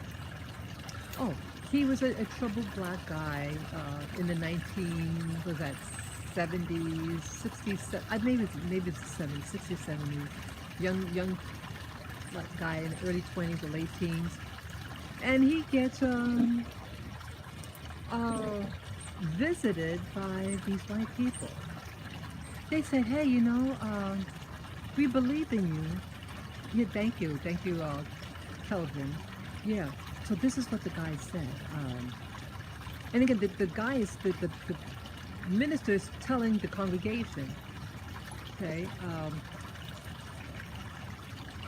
so he gets approached. They said, we'll pay for your college. Guess where they sent him? This is an English-speaking, American guy, English-speaking, black fellow. They sent him to Puerto Rico. Yeah, they said, we'll send you to Puerto Rico to get your degree, I think in become a preacher, something like that. So he had to learn the language and everything. Yeah, he learned the language. He graduated, and they set him up in church. Well, guess what happened? Okay, so fast forward, that's like in his maybe 20s. So now he's 65. And I just so happened to be visiting. He had a radio program. I forget the name of the church, and I forget his name. And I don't even remember the location. I was there just briefly. Again, the church was a very small church. He had a co-pastor who had 5 children. So it was those 5 kids of the co-pastor and 3 adults. Yeah, I think that's it. Okay. Oh, and at least maybe 3 other kids, the neighbors' kids. That's it. He one day, I noticed these, how about these children? How about you? Oh, okay. Not right now. No, I'm pretty quiet. I'm pretty quiet right now. I do get to meet people and talk. Oh, okay, good, yeah. So anyway, what happened? These 2 men, one much older than the other, I guess the other one was being trained, both Caucasian. They never said one word to him. They just sat right there in front. And then the pastor starts yelling at those guys. Something I didn't understand what he was talking about, but he was very, very venomous. Yeah. And I realized those were the men that started his church for him. And they were like observing, putting him in check. And the presence of those 2 men was a reminder that he doesn't control a damn thing. Okay? Yeah. So that's what I witnessed.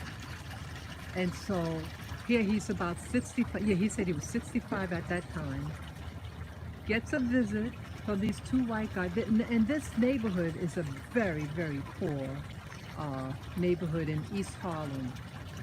It's actually mostly Hispanic, but there was a black family in the area too that go to that church. It's an English-speaking church. but but the surrounding area was Spanish speaking, and most of them from the Caribbean at that time. Um, but yeah, so these men really stood out, and but it's telling me that when you bite into that apple, bite into the apple of trusting someone who is a stranger to you, and when they offer you riches or something, you can't get out of the contract. You can't get out. I would have figured, let's say he started his ministry, I think, in the 1970s. And this is the early part of the millennium. This is around maybe 2004. That's a lot of years, right? But they own you for life because they paid for your college, right? Somehow they just got you for life. And other churches too, minority churches, even Hawaiian churches. The Hawaiian start a church, and then they come back and they want to get the money. Yeah, it's another thing. They get the money from you. Awful. Awful, awful, awful. So I share all this information. I mean, you do what you want to do. But I'm just letting you know what people do. That they make you think. They make you think that they are about you. I'm gonna go this way. They make you think that they're about you, that they care, but no, it's to control you. The music industry is to control you. Now, one thing with the music industry, what I don't understand is you get your contract, right? Isn't it like a contract, maybe a 4-year contract? I just figure after the 4 years you leave and then you go to some other company. Dr. Shona Etienne goes up the Black church. Look her up. Yeah. Yeah, I know. I'm no longer a Christian. Yeah, I'm no longer a Christian, but I respect principles, Christian principles of love, of doing unto others that you want them to do. You know, it's about respect. But the institution, I no longer follow. But I am interested in finding out about reality. That's also why I come here to, to balance out, to see how nature works. It's very comforting. So you can hear the birds. And yeah, I did. So Ramos, did you see my video with the orbs? Orbs exist. And I did the video, I loaded it up just a couple of days ago. Yeah, I'm an old-fashioned person, and I only believed in things that I could see. I wouldn't believe in anything like this. Yes, yes. Wow, that's very But it does exist. And when I saw an orb with my naked eye, I said, wow. That was on my birthday last year. So for this year, this birthday that just passed, I have a body cam that records in infrared light. And I captured some orbs. I wanted to upload more yesterday, 2 days ago, but there was a malfunction. So the video is still on the body cam, but it cannot be transferred into the computer, so I could upload it to YouTube. And I have to find a method how I can do this. I don't want to erase it because I caught some fantastic stuff. The one that I uploaded just a couple of days ago, that was just a little taste. But this other stuff is like, wow. Wow. It's amazing. Amazing. Yeah, and you can capture it also. Get an infrared camera and yeah, infrared. Just put it on a stand and start recording. You know, so let's say you're praying or something like that. You know, mindfulness moment. I think orbs are attracted to emotion and words. And you know what? You know when they really started coming out, like the video that I uploaded, it's snippets of many different pieces. I did like a 5-hour video. I just took a 6-minute snippets from throughout the video. So it's not like in one thought, it's all little bits composed together in about 6 minutes. The portion of that video where I talk about Q was when they went haywire. Yeah. So it's telling me that there's something behind the Q movement for all these orbs to come out when I said the word Q. Yeah. Yeah, it's amazing. It's amazing. Yeah, so right now I'm at this water. Let me share you this.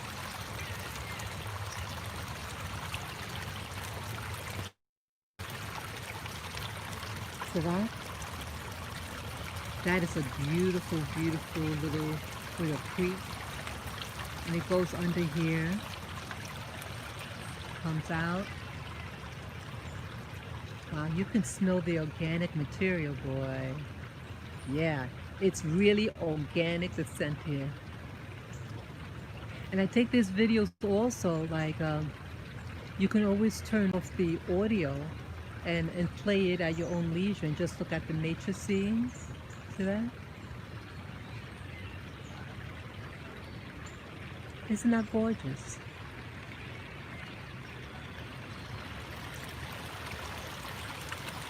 And you know what else? I captured an orb, like when I was uploading the first portion that you guys saw. I had to do like a little intro to introduce the video, the orbs that I will be showing. And as I was recording, giving the intro of what they were going to see, an orb appeared above my head. And I only realized that when I went to, when I put in that intro that I just did in the beginning of the video to precede the stuff with the orbs. When reviewing it for approval, I saw the orb. Yeah, it's amazing, isn't it? And that was with my regular, what do you call it? My MacBook Pro computer, my laptop. So it's nothing fancy. So I was amazed that it captured it like that. Yeah. So I'm hoping, guys, when I get back, I want to try to work on that camcorder. I downloaded this. Yes, good for you. Christianity is injuries.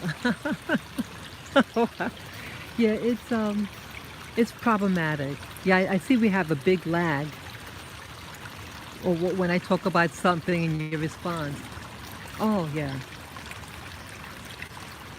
Yeah, the orbs are beautiful. But yes, they exist. And I never would have known they exist. Like, I mean, I've heard of things like fairy tales and things like that. But I didn't, I never saw a fairy. But an orb I saw. And then in the camera, the orbs were invisible. Because as I was talking, I didn't see anything. I was in darkness, in a dark room.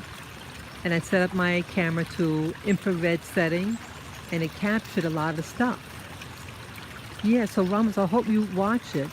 And I hope, Ramos, I'm able to problem solve my body cam because it has a lot of good stuff on it.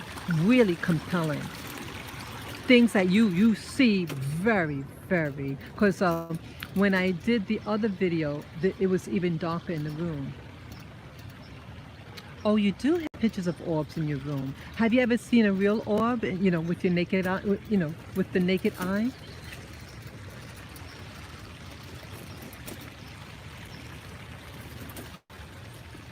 Good boy, Lavin.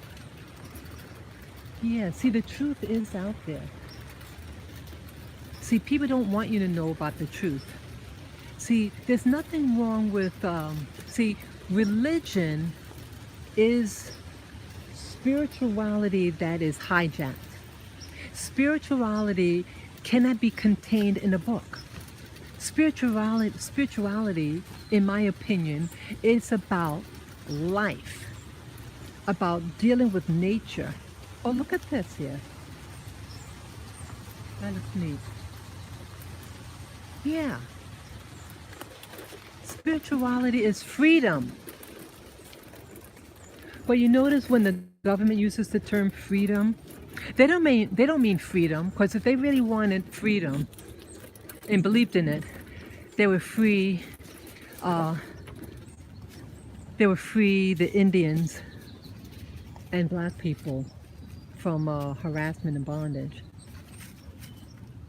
Freedom, when they say freedom, they mean Freemasonry. They mean Freemasonry. And I get angry when they say that. Oh, we're about freedom. No, you're not. You're about Masonry.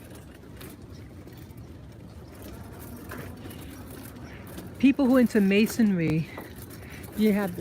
I'm not a Mason, or I don't belong to a sorority, things like that. Never. See, they know what type of person I am, and they know I'm not about BSing or lying to people. Yeah. Look up Temple of Karnak, December 21. Look out for orbs. What is that? What is Temple of Karnak? Yeah, and if you could, oh, okay. So, yeah, if you can send me a text, what do you call it? Go or email me that information about the Temple of Karnak. Yeah, I heard something about December 21. Something's to come about.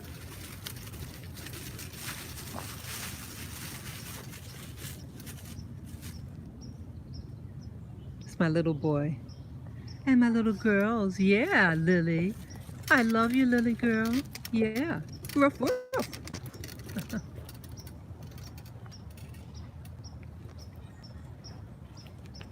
Yeah. See, they mean Freemasonry.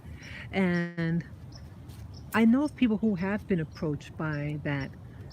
And a lot of those sororities, they seem to be fixated with people who are mixed race. They look for people who are fair complected. Why is that? Why is that if you're about black people? It's really weird. When you see, it's the falsehood. See, they're really about falsehood. I'm gonna go down here. Yeah, see, that's what I'm learning now. See, this is part of spirituality. Spirituality is about distinguishing truth from lies. Spirituality is about knowing or learning truth, to distinguish between truth and lies. It's horrible.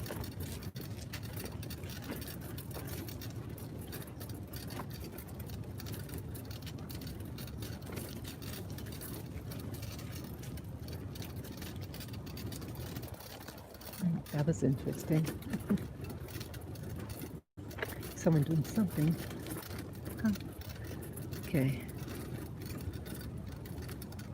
Oh, that's interesting. See how beautiful this is? It's beautiful. Yeah, spirituality is learning to distinguish between truth from lies.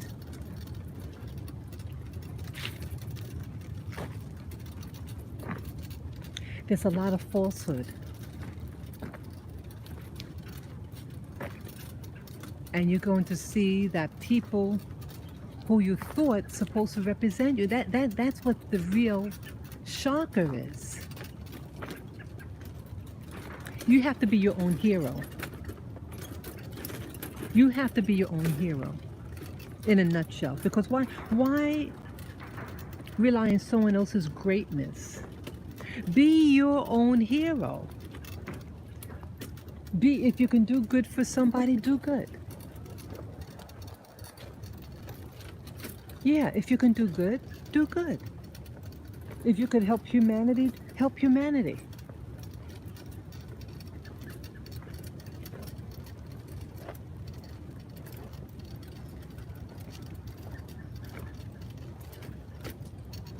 Not sure if I was there already.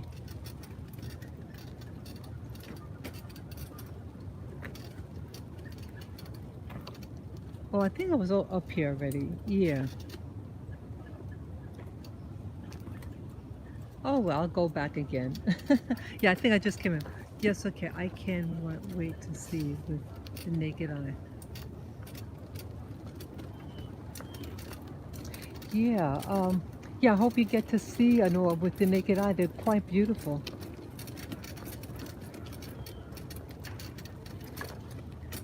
Yeah, I think they could feel emotions. Oh, I haven't been over here. Okay. This is a different bridge. Oh, nice.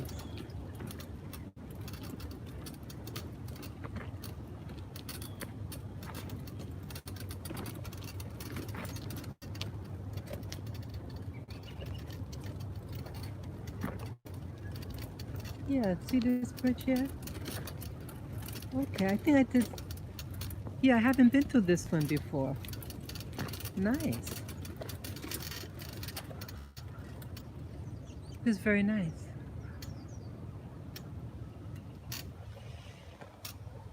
I was also hoping like I had my camcorder on at the Ramble. This section of Central Park is called the Ramble. You need to get down, Lily?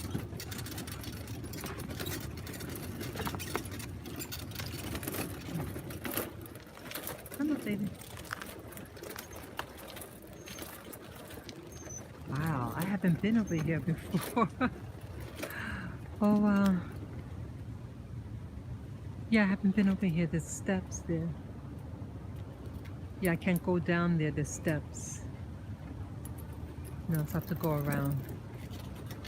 Yeah. Oops. Yeah, I gotta go another route. Yeah, I haven't been over here before.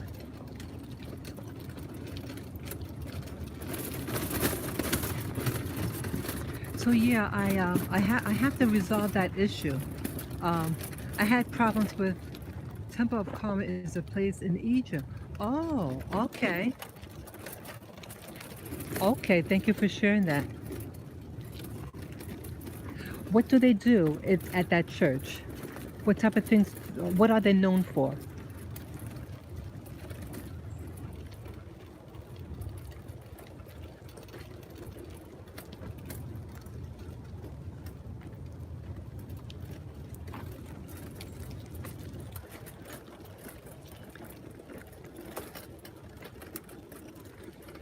Yeah, I think with this I'll start to find the exit.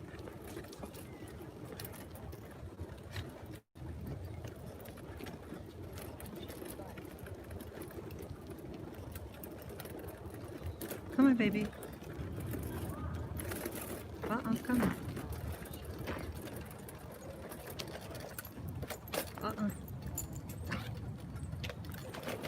Oops, sorry. Sorry. Yeah, okay, I'm back on the right path, I think.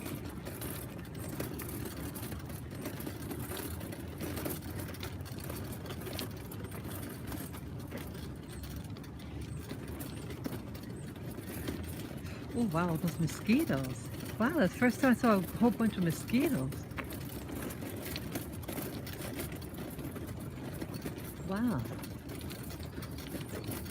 Boy, that's a lot. It's like a nest.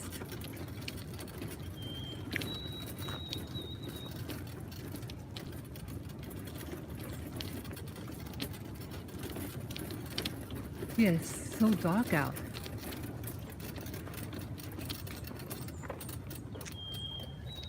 Oh, interesting. Okay. Yeah, I know where I am now. Yeah, at the corner there, I make a right turn. Yeah, to exit. So yeah, I haven't taken that road before. That bridge.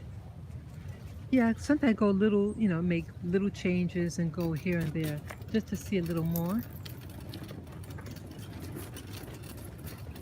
But yeah, I was hoping with my camcorder that I would capture what they call elementals here in nature.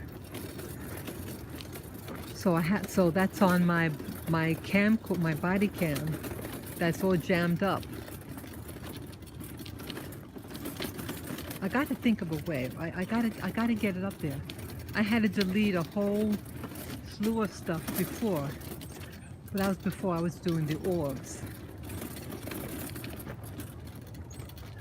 Oh, okay, Ramos. My email is spiritofazalea@gmail.com. It is in my about page on my YouTube channel. But spirit, SPIRIT, of Azalea, AZALE as in Edward, A, @gmail.com. spiritofazalea@gmail.com. That is my email address, and you could write, send me an email. And what you do, like anytime any of you are going to send me an email, I'm really old school, and I generally don't get email. A lot of the email I get are, when you buy something in the store, they send you advertisement. So everything, so I don't bother to look because I'm not expected an email. So this is what you do. In the comment section, like when this video uploads, when you can write your comment, you just put like some people say, you can write, check your email, or this one person puts a little picture of a what do you call it, a mailbox.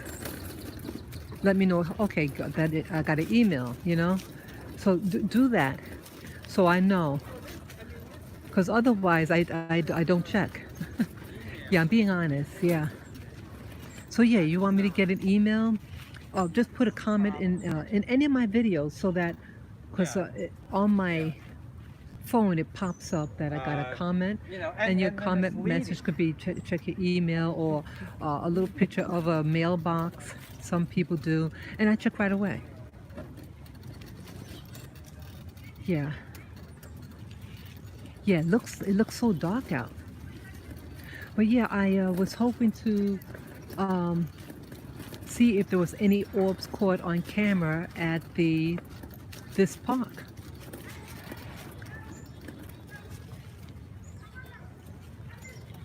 See, the dog is off leash and the dog won't come. I love dogs, but see, they know better. Get your dog, please. Get your dog. Get your dog. Thank you.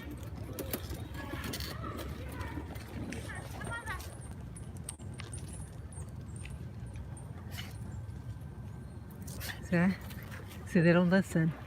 I mean, I love dogs. I like, but see, my little boy can get excited and start to, the leash almost got tangled with the dog's leash. See that? You have people who do things and they know better.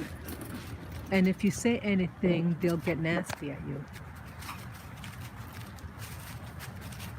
So anyway, I'm hoping that once I'm able to to view the videos on my computer, I could upload it to YouTube. They're interesting. They're scenes in my bedroom and during a prayer session. and you see them clear. The whole thing. It's like, wow. And one of them, it was a video of me leaving to go outside. So I had my coat on and I was getting my dogs ready, and I just turned on my device, and you see them all over the place. I said, oh my goodness.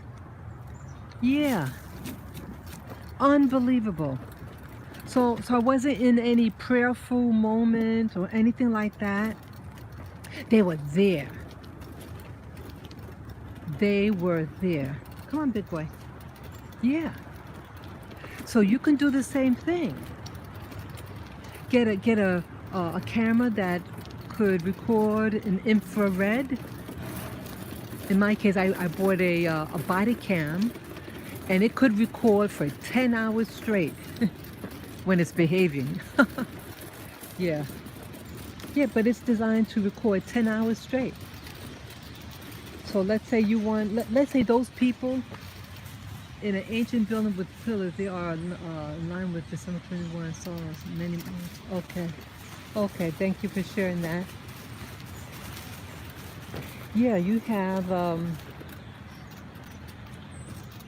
yeah, you can get the body cam because it's compact.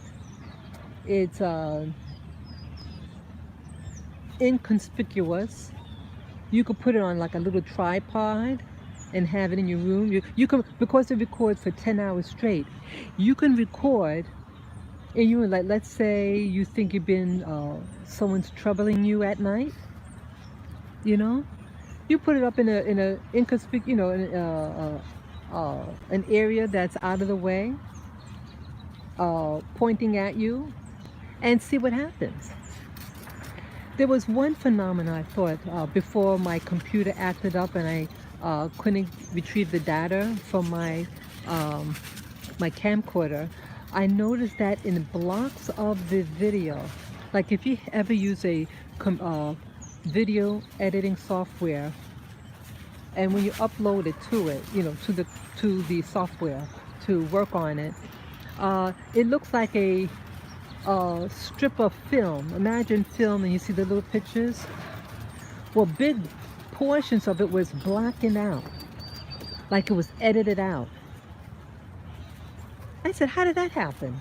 Why would that happen? This is a new device. I don't use it that often. I just started to reuse it again, but I bought it over the summer. I hardly use it, and big patches of it. And I'm wondering whether these orbs have the power to, come on, to not be seen. Yeah. I'm wondering whether it's so that they're not be, and so they have control over electronics. I'm speculating. I'm only speculating. I don't think the thing went broken in pieces. And then we need to talk, maybe on Skype. You should email me then.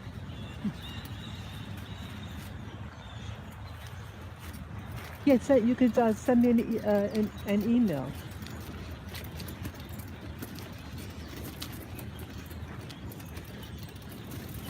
Yeah, you. I wouldn't mind communicating.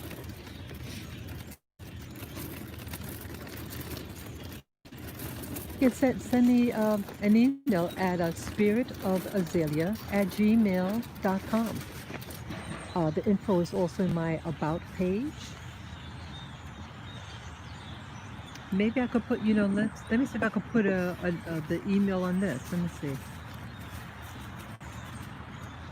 Let's see.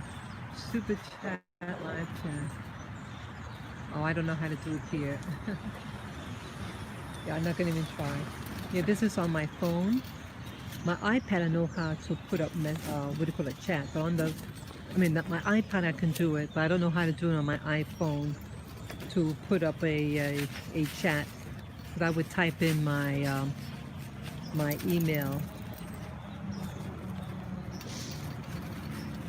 Yeah, it's a fantastic tool. See, I'm again old school, and I was raised in religion, and the paranormal is all evil. No, the paranormal is just another part of life. Evil is what you do. Evil is intent. Like, your intent is to harm somebody. You could smile in the face and all this and that, but your intent, if your intent is to smile in the face because when they turn around you're going to kill them, that is evil. Evil is not a being. Evil is what's in the heart of a person and the intent behind it. And so I'm allowing myself. I mean, it is a little spooky, I have to admit, when I was reviewing the tape in my bedroom of me sleeping, and I see an army of orbs. I got a little scared.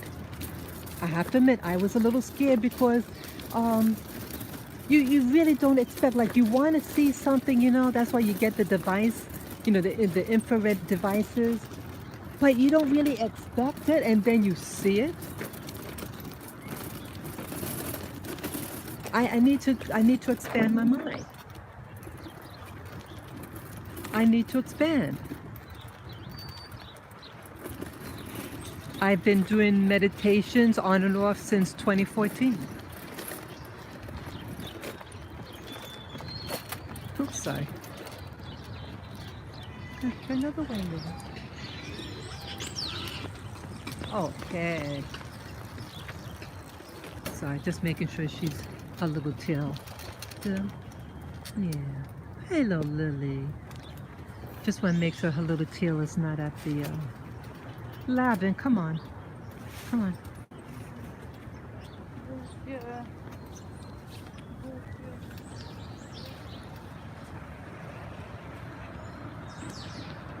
Yeah. So more people are out now. Lavin, let's go. Come. And my little boy, I know he likes going in the leaves and all that.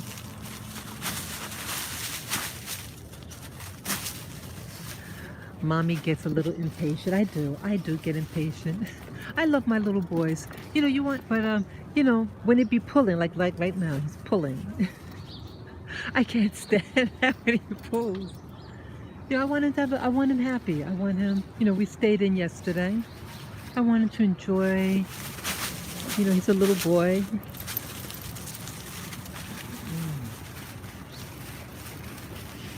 So, yeah, so this is another cycle ending. All what you see here, this is fall, and winter is, what was that, in like 2 weeks? Yes, so I would like to be out here in winter. You know, what do you call it, winter solstice? Yeah.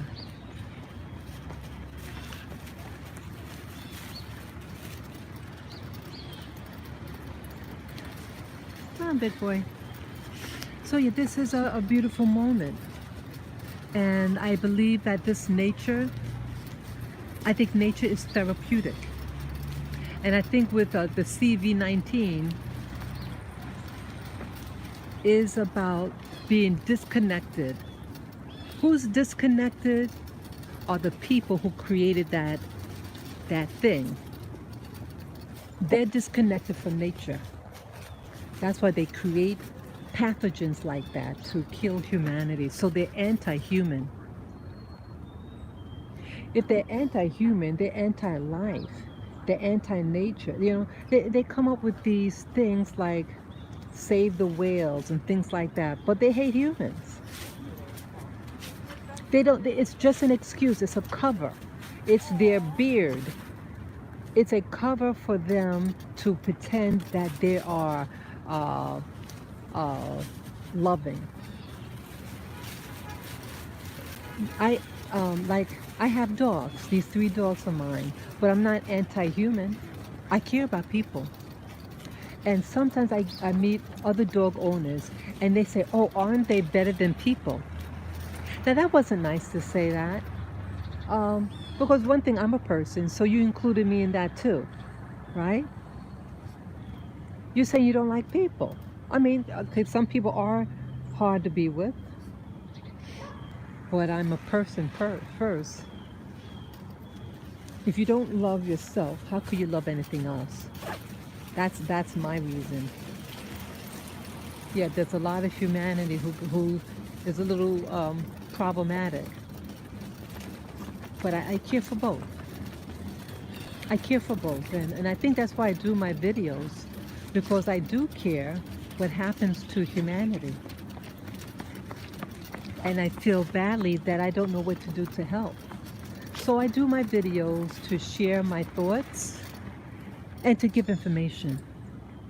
Yeah, I believe in when I get information, I want to share it. I have to be careful because some information maybe, people may not be ready for, or maybe maybe it's something I should keep private.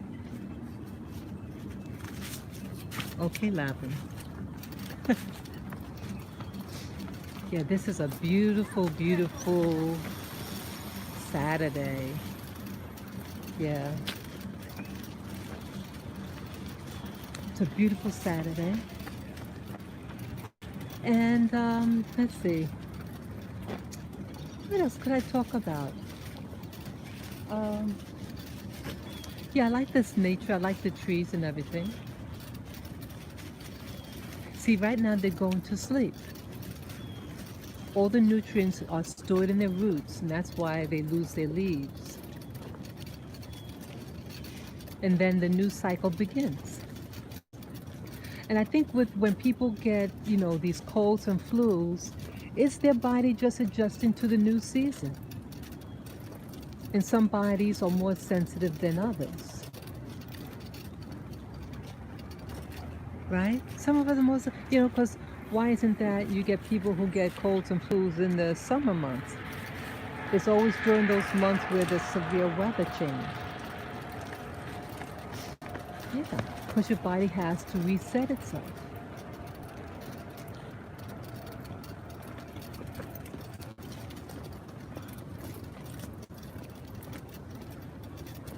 Yeah, this is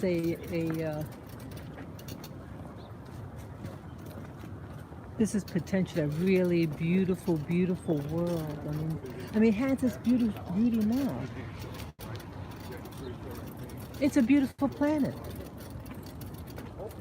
Any of you believe that this is a prison planet?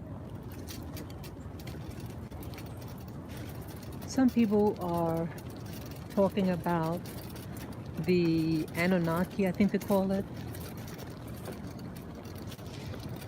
and that they do genetic harvesting.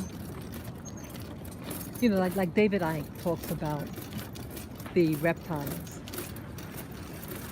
Yeah, and I agree with a lot of the things he talks about. I agree. And I think that's what the Masonry is about. That it's really about, like the movie They Live. Oh, shit. Boy. He almost hit a squirrel. Yeah, the movie They Live, that came out in the 1980s. It was by John Carpenter. The movie They Live is, I think, an obvious look on what's going on. How people... Come on, Lavin.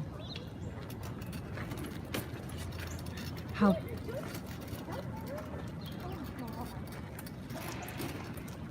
people could work around you, live with you, but they're alien. And I think the Masonry, the sororities, fraternities, that they are the beard of these creatures. Like in the movie They Live.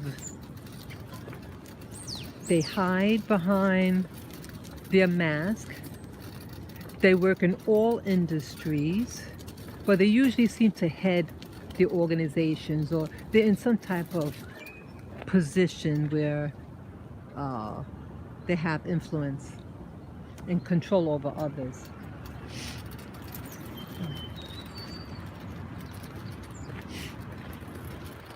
That's what's happening, I think. And so with Trump,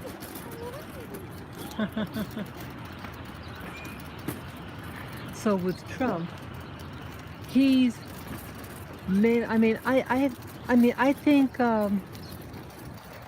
See, Trump. I mean, they talked about Trump for a while. Remember, he was interviewed. Trump was interviewed by Oprah, and they asked him.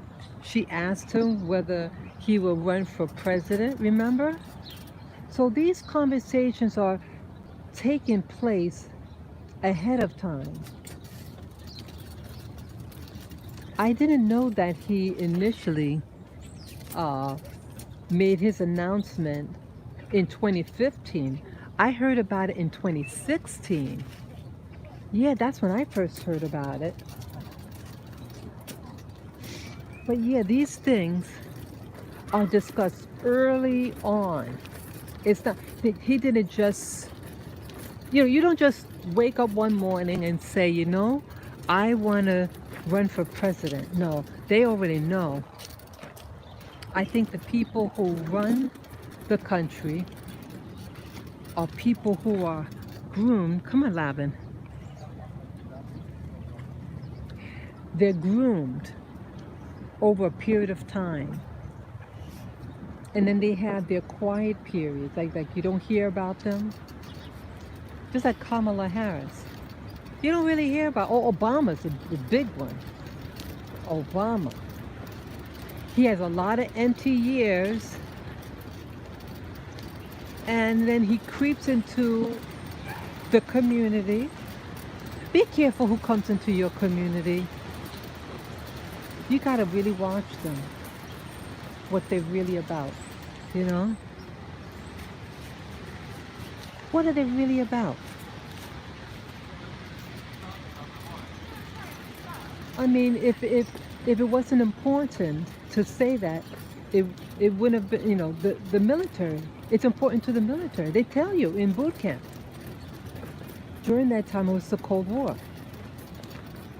And they told us that some people, the women in the Soviet, I think they said Russia specifically, that they target black men to spy and to get information. People do anything. Some people just don't have morals. They think that whatever it takes to get the mission. You know what's interesting? To emphasize what people will do to get a mission done. Last year in 2019, I purchased a whole slew of these super soldier movies, like the Bourne series, and then they have I think it's called the Assassins. No, not that Assassin. I forget the name of the guy, but it's all those genres. And they showed in the beginning of the movie how they get these children, and they do these experiments over the little kids, like 8 years old, 10 years old, and they have them underwater to hold their breath. I wish I could remember the name. They have two of them, part 1 and 2. I have both of them.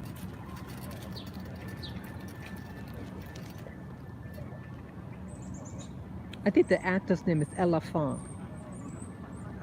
Oh, I wish I remember. But yeah, in the very beginning, in the intro of the movie, they had the bumper music, and they showed us little.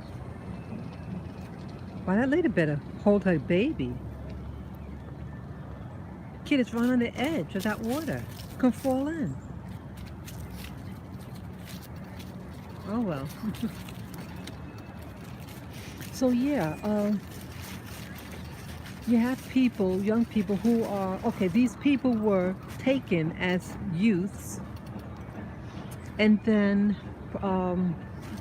go under tremendous torture to mind control them, and then the guys they have as assassins and the girls they use as sex slaves. And they also teach the girls how to kill also, but I think they use the females mostly, to lure the guys sexually to get information and to kill them. Why am I mentioning that story? Oh, what's the point of my mentioning that? Oh, about where, like in the military, they warn you about people that they could be used as spies and to sleep with a person to get information. That's what they told us in boot camp. Yeah. So it's important. If it's important to the military, it should be important to you and your community. It should be. Right? I mean, it's not about being paranoid. See, people take their community for granted. Come on. Good boy. Let's quiet. Let's quiet, baby. Let's quiet. That's quiet. Come, let's go, Lavin. Let's go.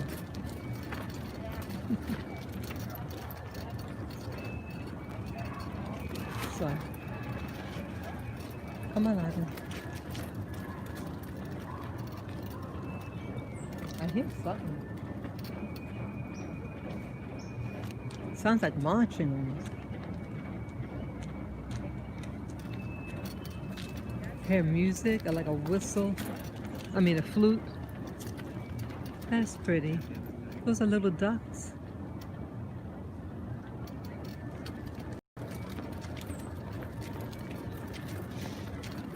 Yeah, yeah, I think it's going to be a real big purge coming January. Whatever what happens, Trump has to work fast, in my opinion. Come on, Lavin. He's pulling again. Yeah, you have to, Lavin, come on, baby.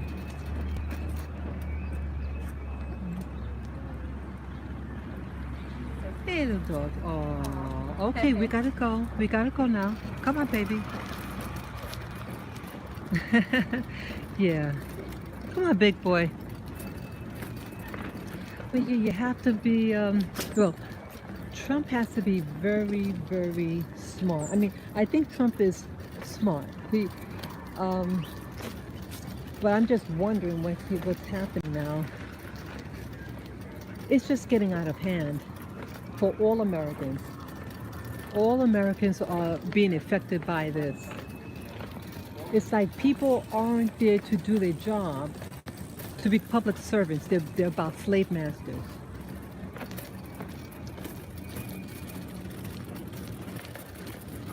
Come on. Come on, good boy. Yeah, it's like everybody thinks they're in charge, and no one is there to make this world a better place for, just remove the GMOs from the food. Remove it.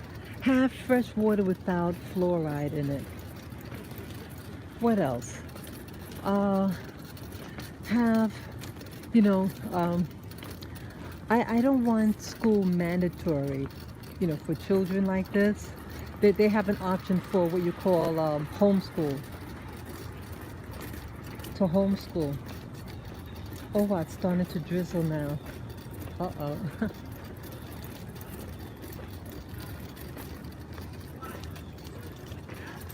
Yeah, I left the blanket home. I was meaning to bring it. But yeah, Trump has to work quicker. He has to be a little. I mean, I don't know what's. Right now he's campaigning for somebody from another state, a senator or something. I guess because he gets another senator in they'll vote for him, in case it has to go to Congress about the electoral votes, something like that. And he needs to drain the swamp. Drain the swamp quickly. You notice when you're high up in government, it's so hard to get you arrested even though you have proof. But if you're just a layman, you can get arrested with circumstantial evidence. Nothing concrete. You know how many people are in jail that didn't do what they were convicted of? Come then, come then. Yeah, there's that structure again. I like it. I don't know what it's called, but it's absolutely beautiful. So I'm hoping next year that it'll grow back. So it'll grow back like in May.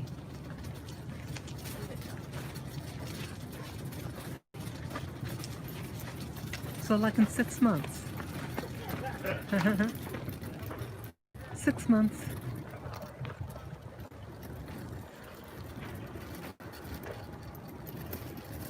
Wow, this is beautiful water.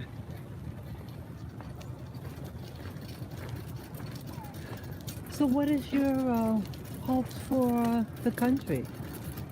For your community? Are you from the U.S.? Are you from abroad? What do you know about with what's happening in American politics, or what's happening in your community with regard to CV-19?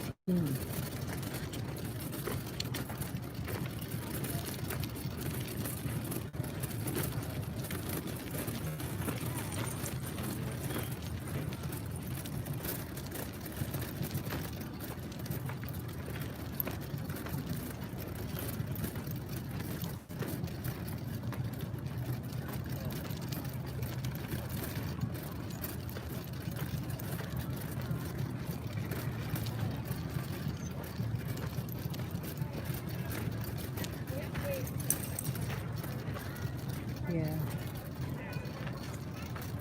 So these are the dog walkers.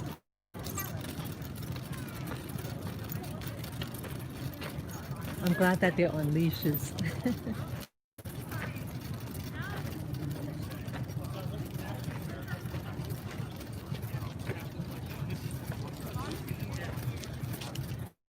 Yeah, I'm not even sure what time it is now. 11.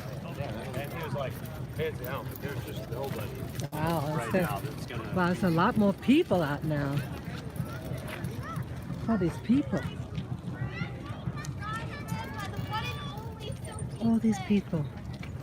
Nice. Lavin, let's go. Let's go. Let's go, Lavin. Let's go, baby boy. Come on.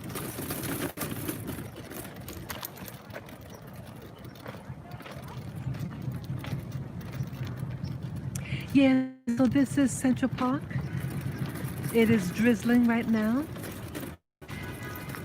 But very nice. It's not too cold. I'm not really, I'm dressed in layers. It's comfortable. I have on my moccasins. I have on my moccasins.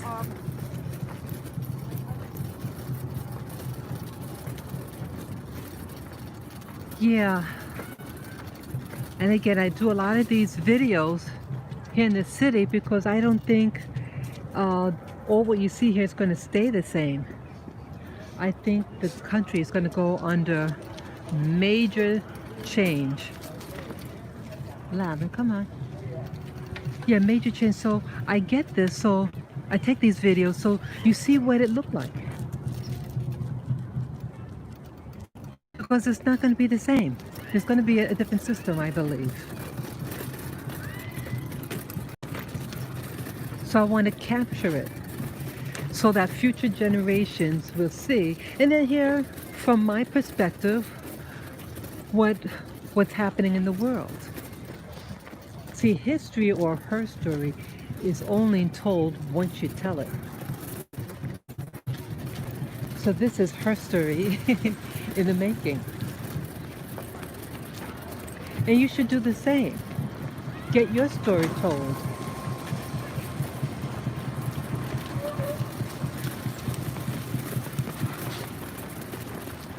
You know, make your own history. Come on, Lavin. Yeah, you make your own history. Come on, come. Lavin, come. He might be getting tired. Lavin, just quiet. Lavin? Lavin, just cut it out. Okay, I'm going to put him in the stroller. Okay. Okay.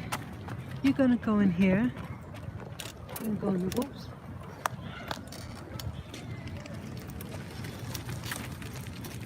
Get in there. Sorry. Yeah, get in there.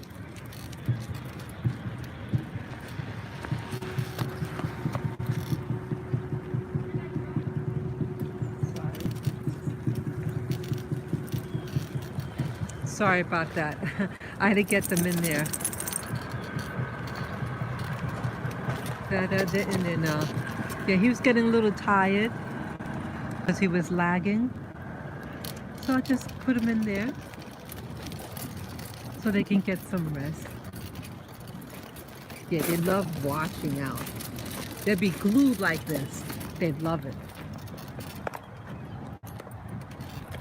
Sorry. Yeah, the ropes. Someone is, okay. His rope is tied to something. Okay. Oh, well, that was peanuts. Okay. Oh, that wears me out. Picking them up and then rearranging the leashes. My heart starts to pound because I feel like I'm out of shape when I put them in there. Yeah, see the beautiful buildings in this city? These are like over, I think, over 100 years old. They're nice. Yeah, they're very nice. Yeah, the country is going to change. It's going to go through a major change. 2021 is going to be a different year. Different. So I'm capturing all of this because I think it's going to change. All this. So I want to capture what people did. They walk their dogs, they jog, the trees, the park, because this is going to change. I think you have social engineers. They know exactly how it's going to pan out. Say, have you ever heard of this guy? Oh, what's his name? Ken, I think his name's Ken Clement. He passed away in 2016, but he was a Christian prophet. He made prophetic announcements regarding Trump. It was very interesting. What I started thinking about with these prophets, are these people, like, you have these devices, these satellites, Like a windfall. equipment, satellites, and they can aim it at people and they can alter their thoughts. They can put thoughts in their mind. See, remember like in the Bible, the gods, you know, the gods used people to get their work done. But the gods, I think, were just beings from other planets. That's what I believe. I have no real proof, but that's what I think. And so like today, how Thank you. How they control modern day prophets. They use the satellite dishes or whatever satellite. Aim those devices at people for so-called in the Christian community or Muslim or Jewish, whatever. They get key people and they implant thoughts, so-called prophetic words. But these are the orchestrators of the planet. I mean, it sounds so wild.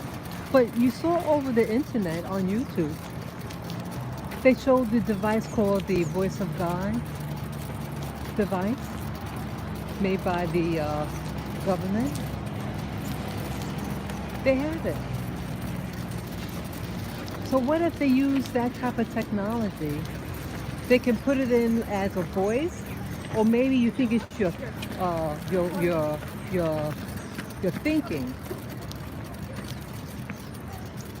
and then they tell you the script.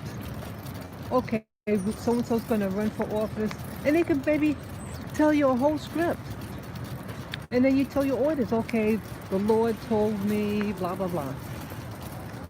Right? What if it's not a prophet, but someone just telling you this script?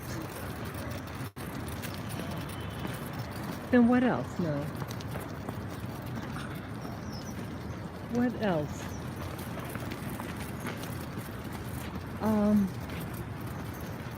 Yeah, they could do who knows what and convince you. Or look at this. You've been voting all along, thinking you're being a good citizen and voting for your candidate. And then you find out that the ballot machines are rigged from Germany. The software made in Venezuela. And then you find out that Communist China paid $800 million from someone in the U.S. so that they could rig the elections how they favor. And it turns out that the bank, the mediator of all that transaction, a Swiss bank, and the Swiss bank is owned in part by Communist China. So you think that you are being free, right? That you're doing your citizen's job. Well, they're making a mockery out of you and me. They're making you think that you have a vote. One person, one vote. Well, they rigged it. The machine.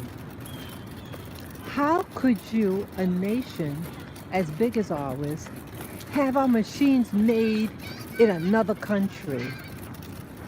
A problematic country at that. Government one, not talk about the people. Talk about the government. And then you have people making, they were making photocopies of the ballots from China, and they bring in shiploads, by plane, and then they distribute it and make duplicate votes. Well, Trump, it turns out, had used a watermark on the valid ballots, so they were able to tell how many went where. Isn't that interesting? Yeah, it should be marked because people can make duplicates.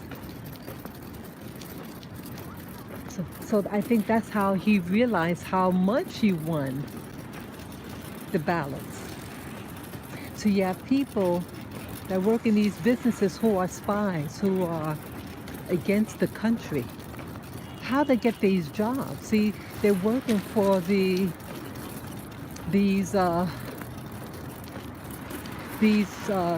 hidden people. Remember, like what I mentioned about that movie, They Live. They look like you, talk like you. They go to your schools. But then they belong to these organizations. But they really are about somebody else. They are about somebody else. And they get into instructions by somebody else.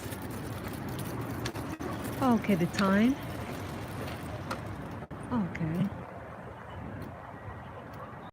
Okay, the time is 9:43 a.m. 49 degrees. Okay.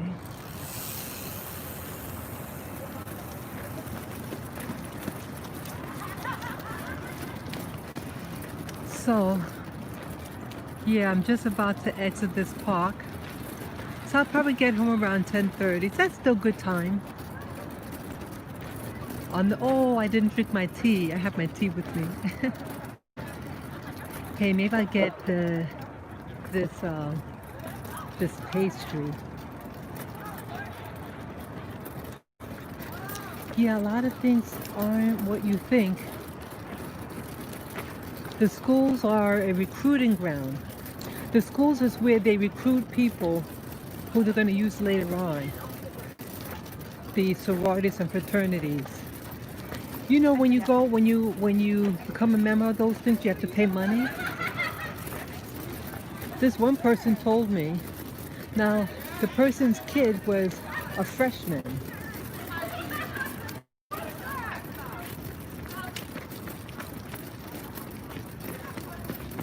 Okay, the person had to pay $1,000. I think it was an initiation fee or something, $1,000. How is some freshman boy going to cough up that? Well, his parents. See that? This is how they stay in power. They recruit your poor little kids. Oh, please give us $1,000 for membership. And then they act like they know it all. Yet they're begging you for money. Isn't that something? They're begging you for money, but they have all the power. Please. Yeah, they knew not to come to me. I probably said, well, what do I get? What does it come with? The $1,000. What do I get? You do all the work, but they get all the glory. No, I'm not that stupid. You know, there's a movie called The Assassins.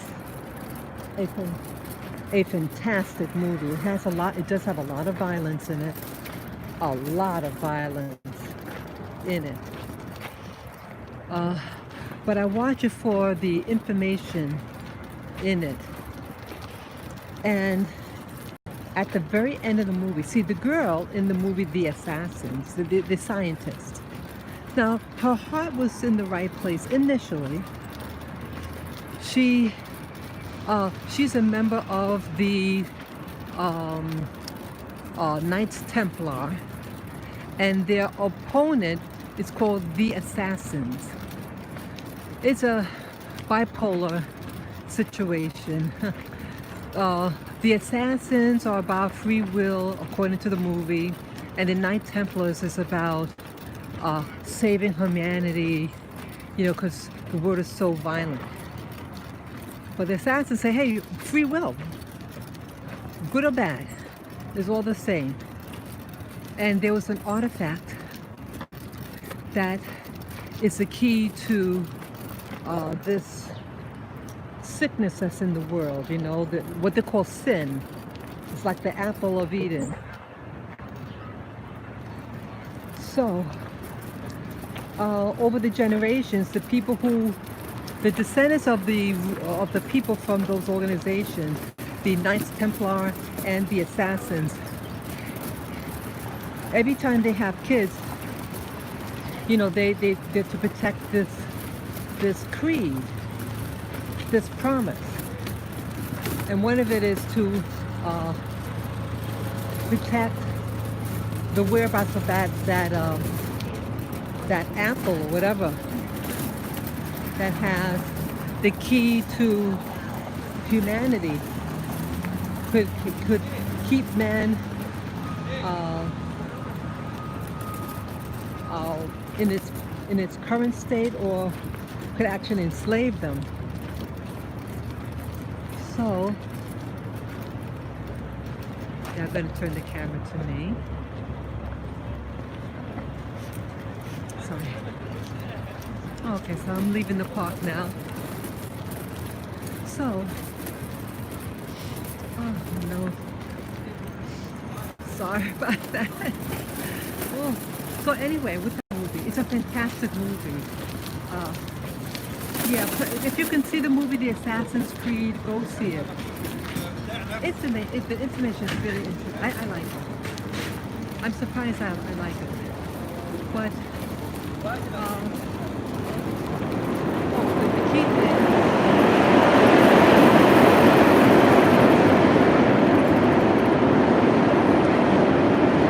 Subway.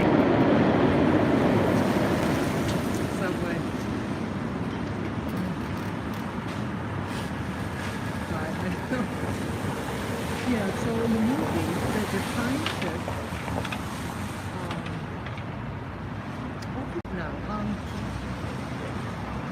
well, it gets captured. I'm trying to remember what the key thing about that is in the movie. The organization now. So, initially, the Knights Templar actually this device that would be used to control humanity. And then at the last minute, the assassins capture it. But just before they capture it, the woman in charge, one of the women in charge of the Knights Templar, talks to the female scientist. Because see, there's a female scientist that was key in getting the artifact. But her father was to get all the credit. So the lady in charge says,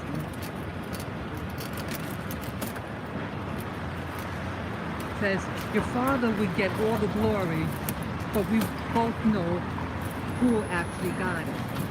Now, why would an organization not give credit to who credit is due? So again, it's about sexism. You do all the work, but they get the glory. So it's how she said to him, well, he gets the glory. Yeah. So what are these organizations all about? It's about glory seeking, getting power, and do it as little as possible, but you get all the credit. And then you have to pay money to belong to these organizations, and then they got the nerve to say, we put you there. Oh, really? Oh, really? You know?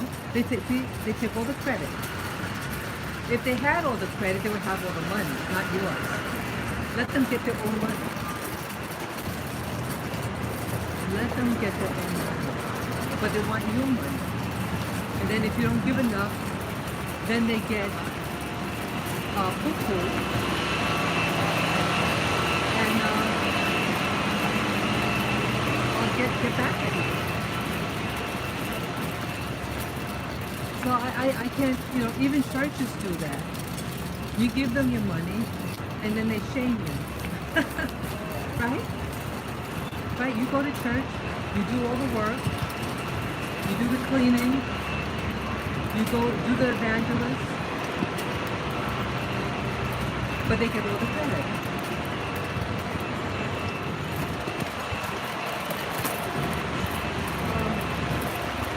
I don't like that. It doesn't make sense to me that you do Thank you. you do all the work, but they get the credit and all the glory. So this is how deception is. That the little weakling has no power, but the power you give it. People in government stay in power because we give them, we surrender all our power. Well, let's say celebrities. You go to the movies, you buy a ticket to see the movie. Or musician, you pay to see it.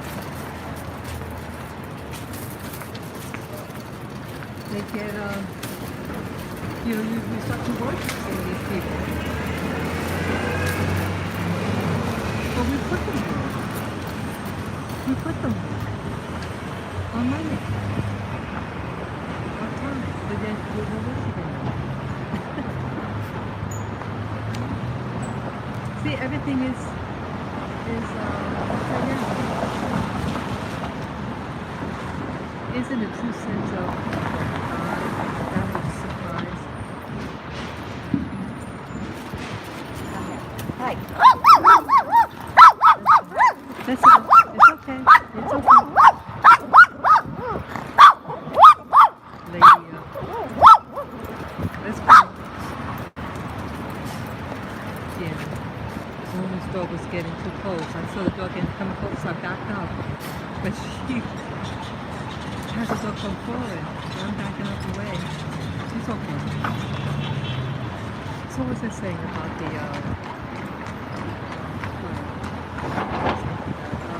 churches, the musicians, all that. You put so much, everything's lopsided. Everything is turned upside down. Everything.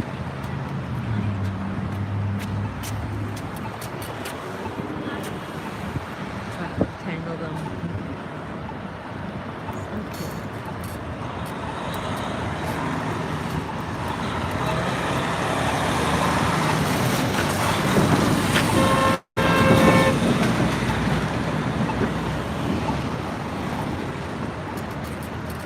So I had to fix their compartment there. Yeah, they keep each other warm. So yeah, so it's upside down. A real leader doesn't have to distribute to many. They haven't. But it's the illusion of power. And then they seduce you, and then you give them your power. Power could be measured in money, your time, your attention.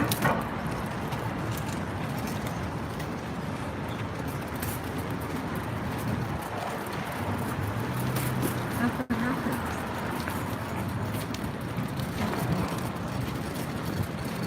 Yeah, I don't like it. I mean, this is really a beautiful planet, but it got hijacked. That's what I believe. That the system got hijacked. And it uses deception and fear to control the masses.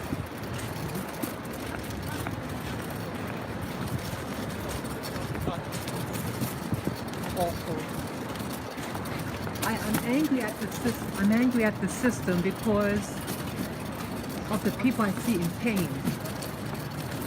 Some people believe, though, what they call reincarnation, and they say that this is all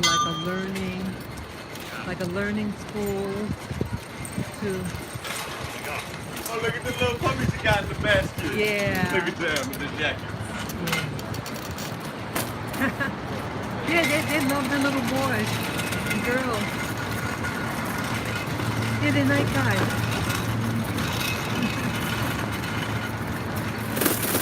Yeah, this is a day I want to just curl up, put the blanket over me.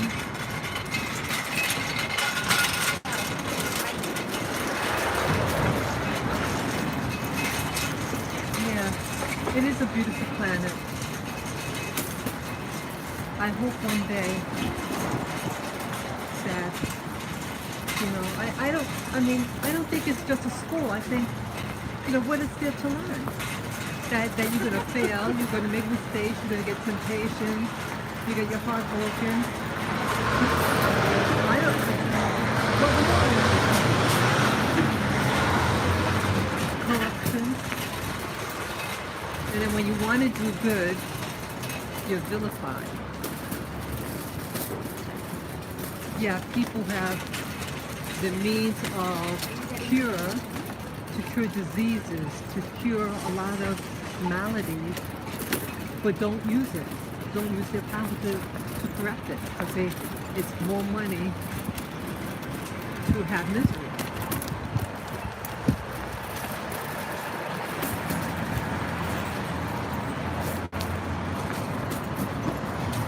Yeah, I definitely don't want to come back here. I don't like it.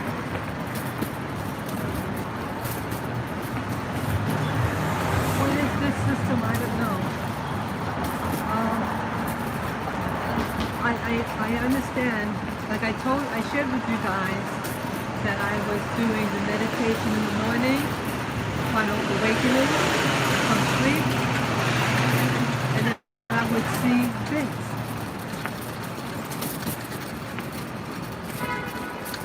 So I think it's some type of database that has stored information of events.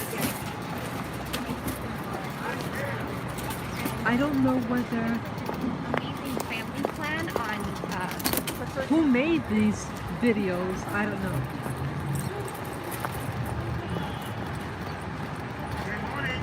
But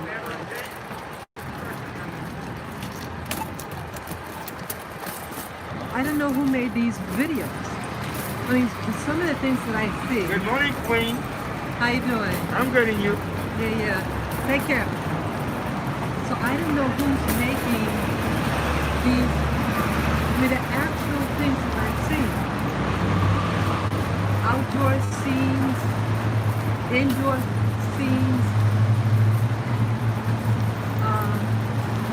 just weird. So there is another world on existence that we don't know about. Are these parallel lives that I'm living? I don't know. How could you see something that hasn't happened yet? I mean, what is that? I'm tapping onto something. Something is there that's tappable. Yeah, so if Ramos is still there, I've been doing meditations. I started meditating for the first time in 2014, and then in 2017 I started to do my meditation in bed because I was too lazy to get out of bed to go in my living room and do a formal meditation. So I found that when I awaken from sleep or dreaming, I keep my eyes closed and just relax, I would have a vision. I would have a vision. Never any audible stuff. I don't hear it, I just see. Sometimes I would see like a still photo, what seemed like a still photo, or sometimes a video.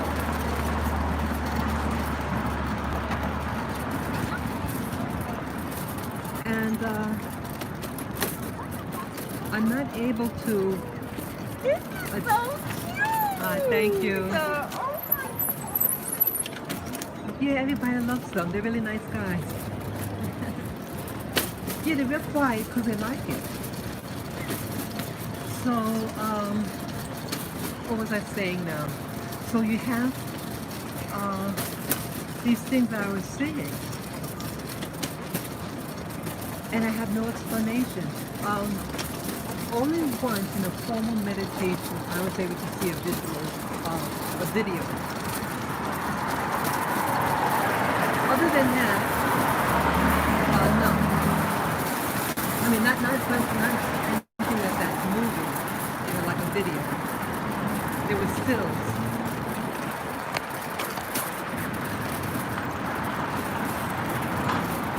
So one time, the first time I saw myself was a couple of years ago, and I was meditating in my living room, and then all of a sudden, unexpectedly, I see myself sitting down with my iPad, going like this, going through the different pages on the iPad. I couldn't believe it. I said, that's me.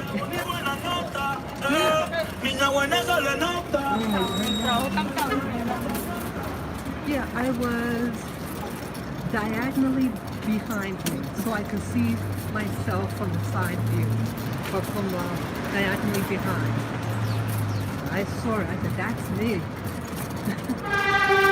And I recently saw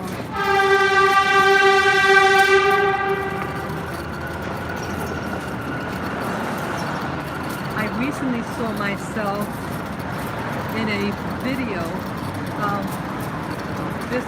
It could have been in my room. It could have been into my room, meditating. And then I see myself walking past a window, and I had a hat on. It looked like this weather. And I had a serious look on my face. Yeah. It was for a split second, maybe 2 seconds.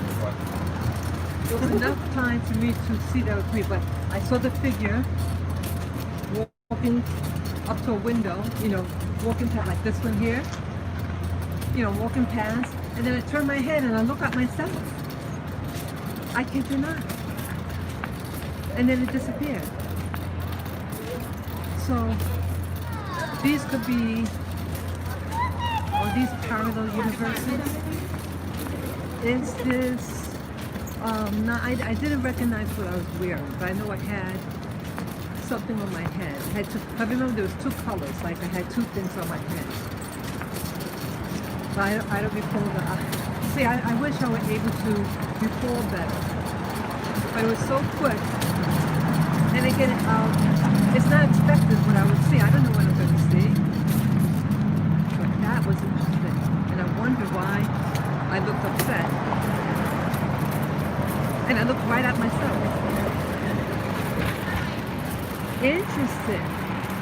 What if that was something for the future? And that I would see someone That is true. and see myself. Isn't that something? Isn't that something? Hi. ¿Verdad, María? Eric, ¿verdad? Mira, mira. Yeah, the little girls are like, yeah, everybody looks so. They're like sitting at attention right now.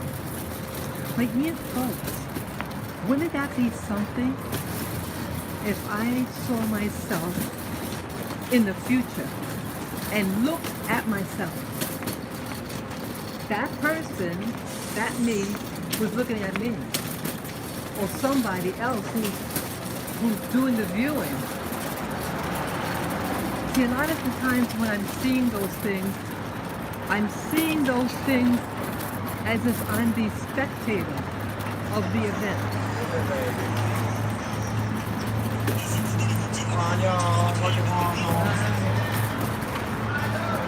Yeah, it's weird. Sorry, tacky. I know tacky. Sorry.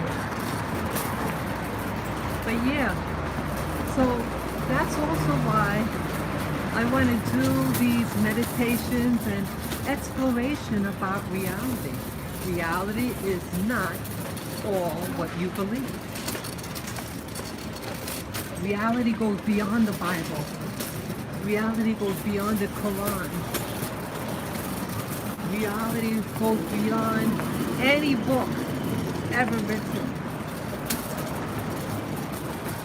And we have to tap into it. Because it's there for all of us, but see, we're distracted. We're distracted by this visible world.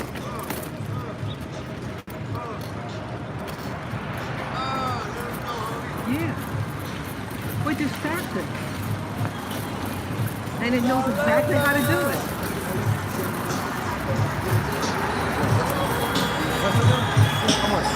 Working with my baby.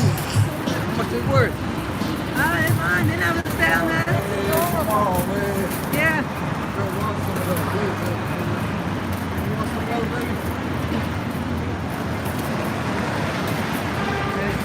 You saw that? I thought he was going to try to steal it. It was big thing of beer. See that? I hope the camera, I have my camera up. Yeah, he said, how much are those? Zero. My girlfriend went, I don't care what your girlfriend. Did you hear what he said? I put the camera out. Yeah, these are my babies. You want them? You go to the store. See that? These people better not try to take my dog. See that?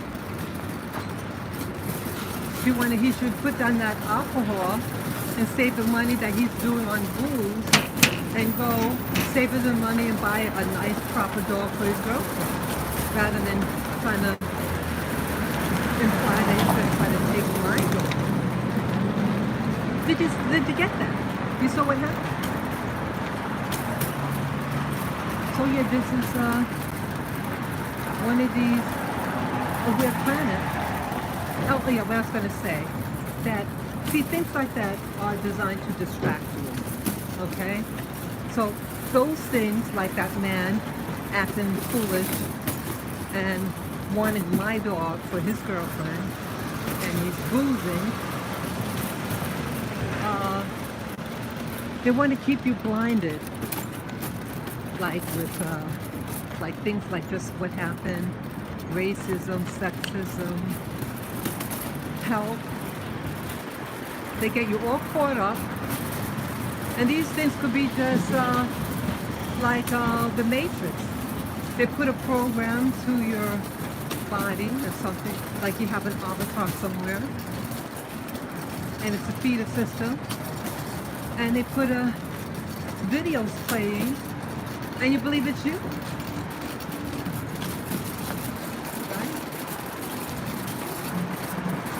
Yeah, I don't know what it is. You know, I think I want to get a taste. I have to go across the street.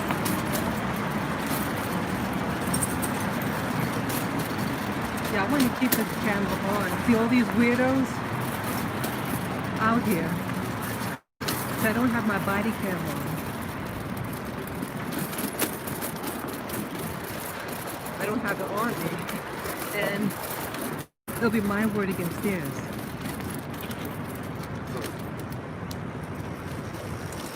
Yeah, so that body cam that I bought can videotape for 10 hours. So my plan was to buy a device. I might buy a second one. Get the thing, put it on at all times when you're going outside. I'm not going to have anybody call me a liar. See, I believe in truth.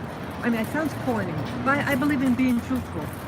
I believe in living a very simple life. Simple life, you know, try to mind your business, stay out of trouble. Oh, I just remembered, I can't buy it right now. I have to go back home. Yeah, I just remembered something. Yeah, I left something at home that I can't buy. I have to go back out.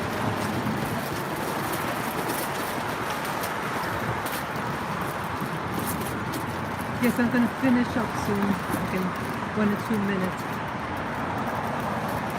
Yeah, you have to protect yourself these days because you have these things that are designed to distract you, to put you in fear, sadness. People implying that they want to take from you. I already told you about the guy. I showed you. The guy that tried to grab my waist. Yeah. Caught on camera. Yeah.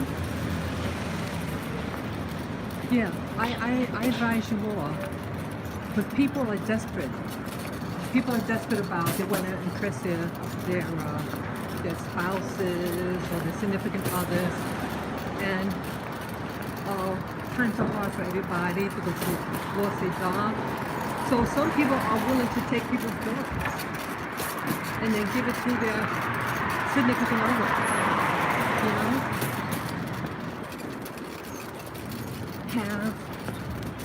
Go buy one. Buy two. So when one is loading up on the computer, I should get another one. Yeah. Because right now I couldn't wear it because I'm trying to get data from it. Yeah, I think I'll get another one. One for outside and one for doing the paranormal. But after I bought it, also for the paranormal, because it has that dual function of infrared videotaping. Oh, they just opened up that building. Oh, a new business just opened up.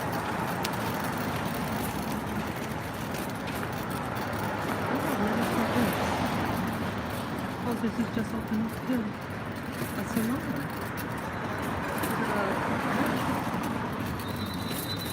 Wow.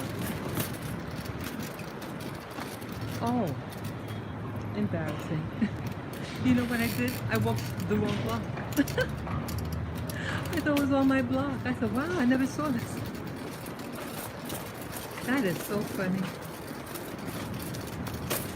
That is so funny, boy. Yeah, I thought that was the block. I went down the wrong one. Stop. But yeah,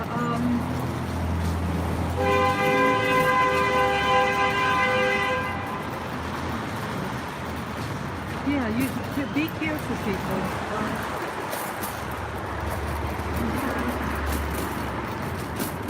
You have people who are so desperate and willing to steal so they can bring Christmas gifts for home. That's why I don't like Christmas. I mean, I don't like Christmas because the bondage it puts on people. I don't like it.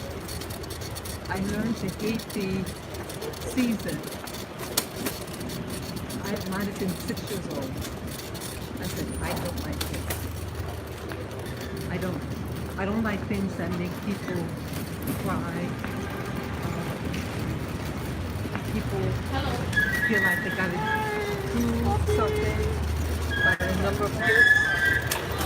I don't need that.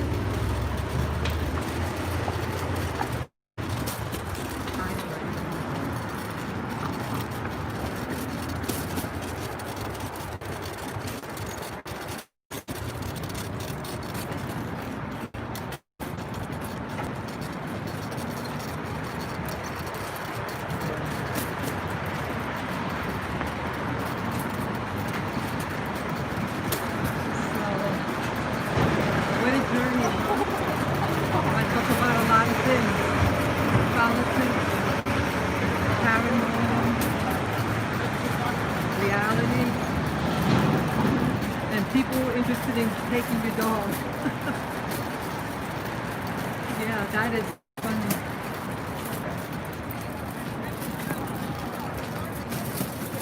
And I just walked past one of those, what do you call it, sex stores. Yeah, people are losing dogs. They're open.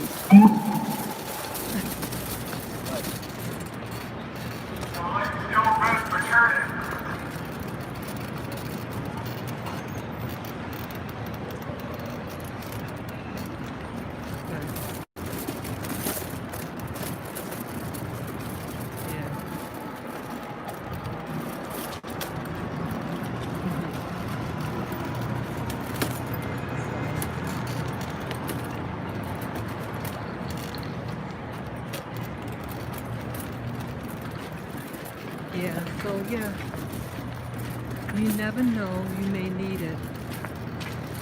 Your word against theirs, people giving false accusations,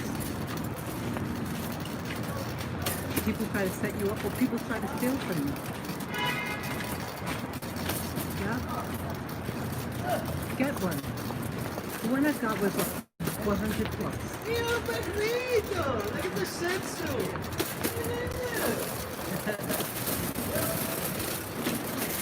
Yeah.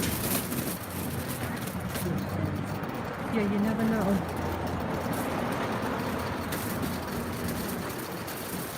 So life, you gotta protect yourself. And things are gonna get, I think things are going to really get challenging. But be of good cheer because, hey, this is all like a dream, a parallel world, and the many, many worlds that you participate in. This is just one of many. And learn what you can from it and move on. Move on.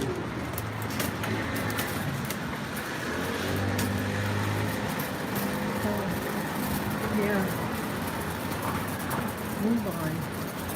And the power of it is actually in you. Never forget that. And I tell that to myself too. Never forget, you are the power. And that's why you're feared. Okay? So I thank you guys for this journey. I see I've been on for 207 minutes plus. It's long enough. I had fun doing it too. So yes, share this video with friends, family members. You could subscribe to my channel, Spirit Journey. And those who want to support me financially in this channel, you can go to my PayPal me link. That link you'll find on my channel on the top right of the banner. Click on the link and follow the prompt. I thank you in advance for any amount. Peace and love to you. Until next time soon. Okay? Bye-bye.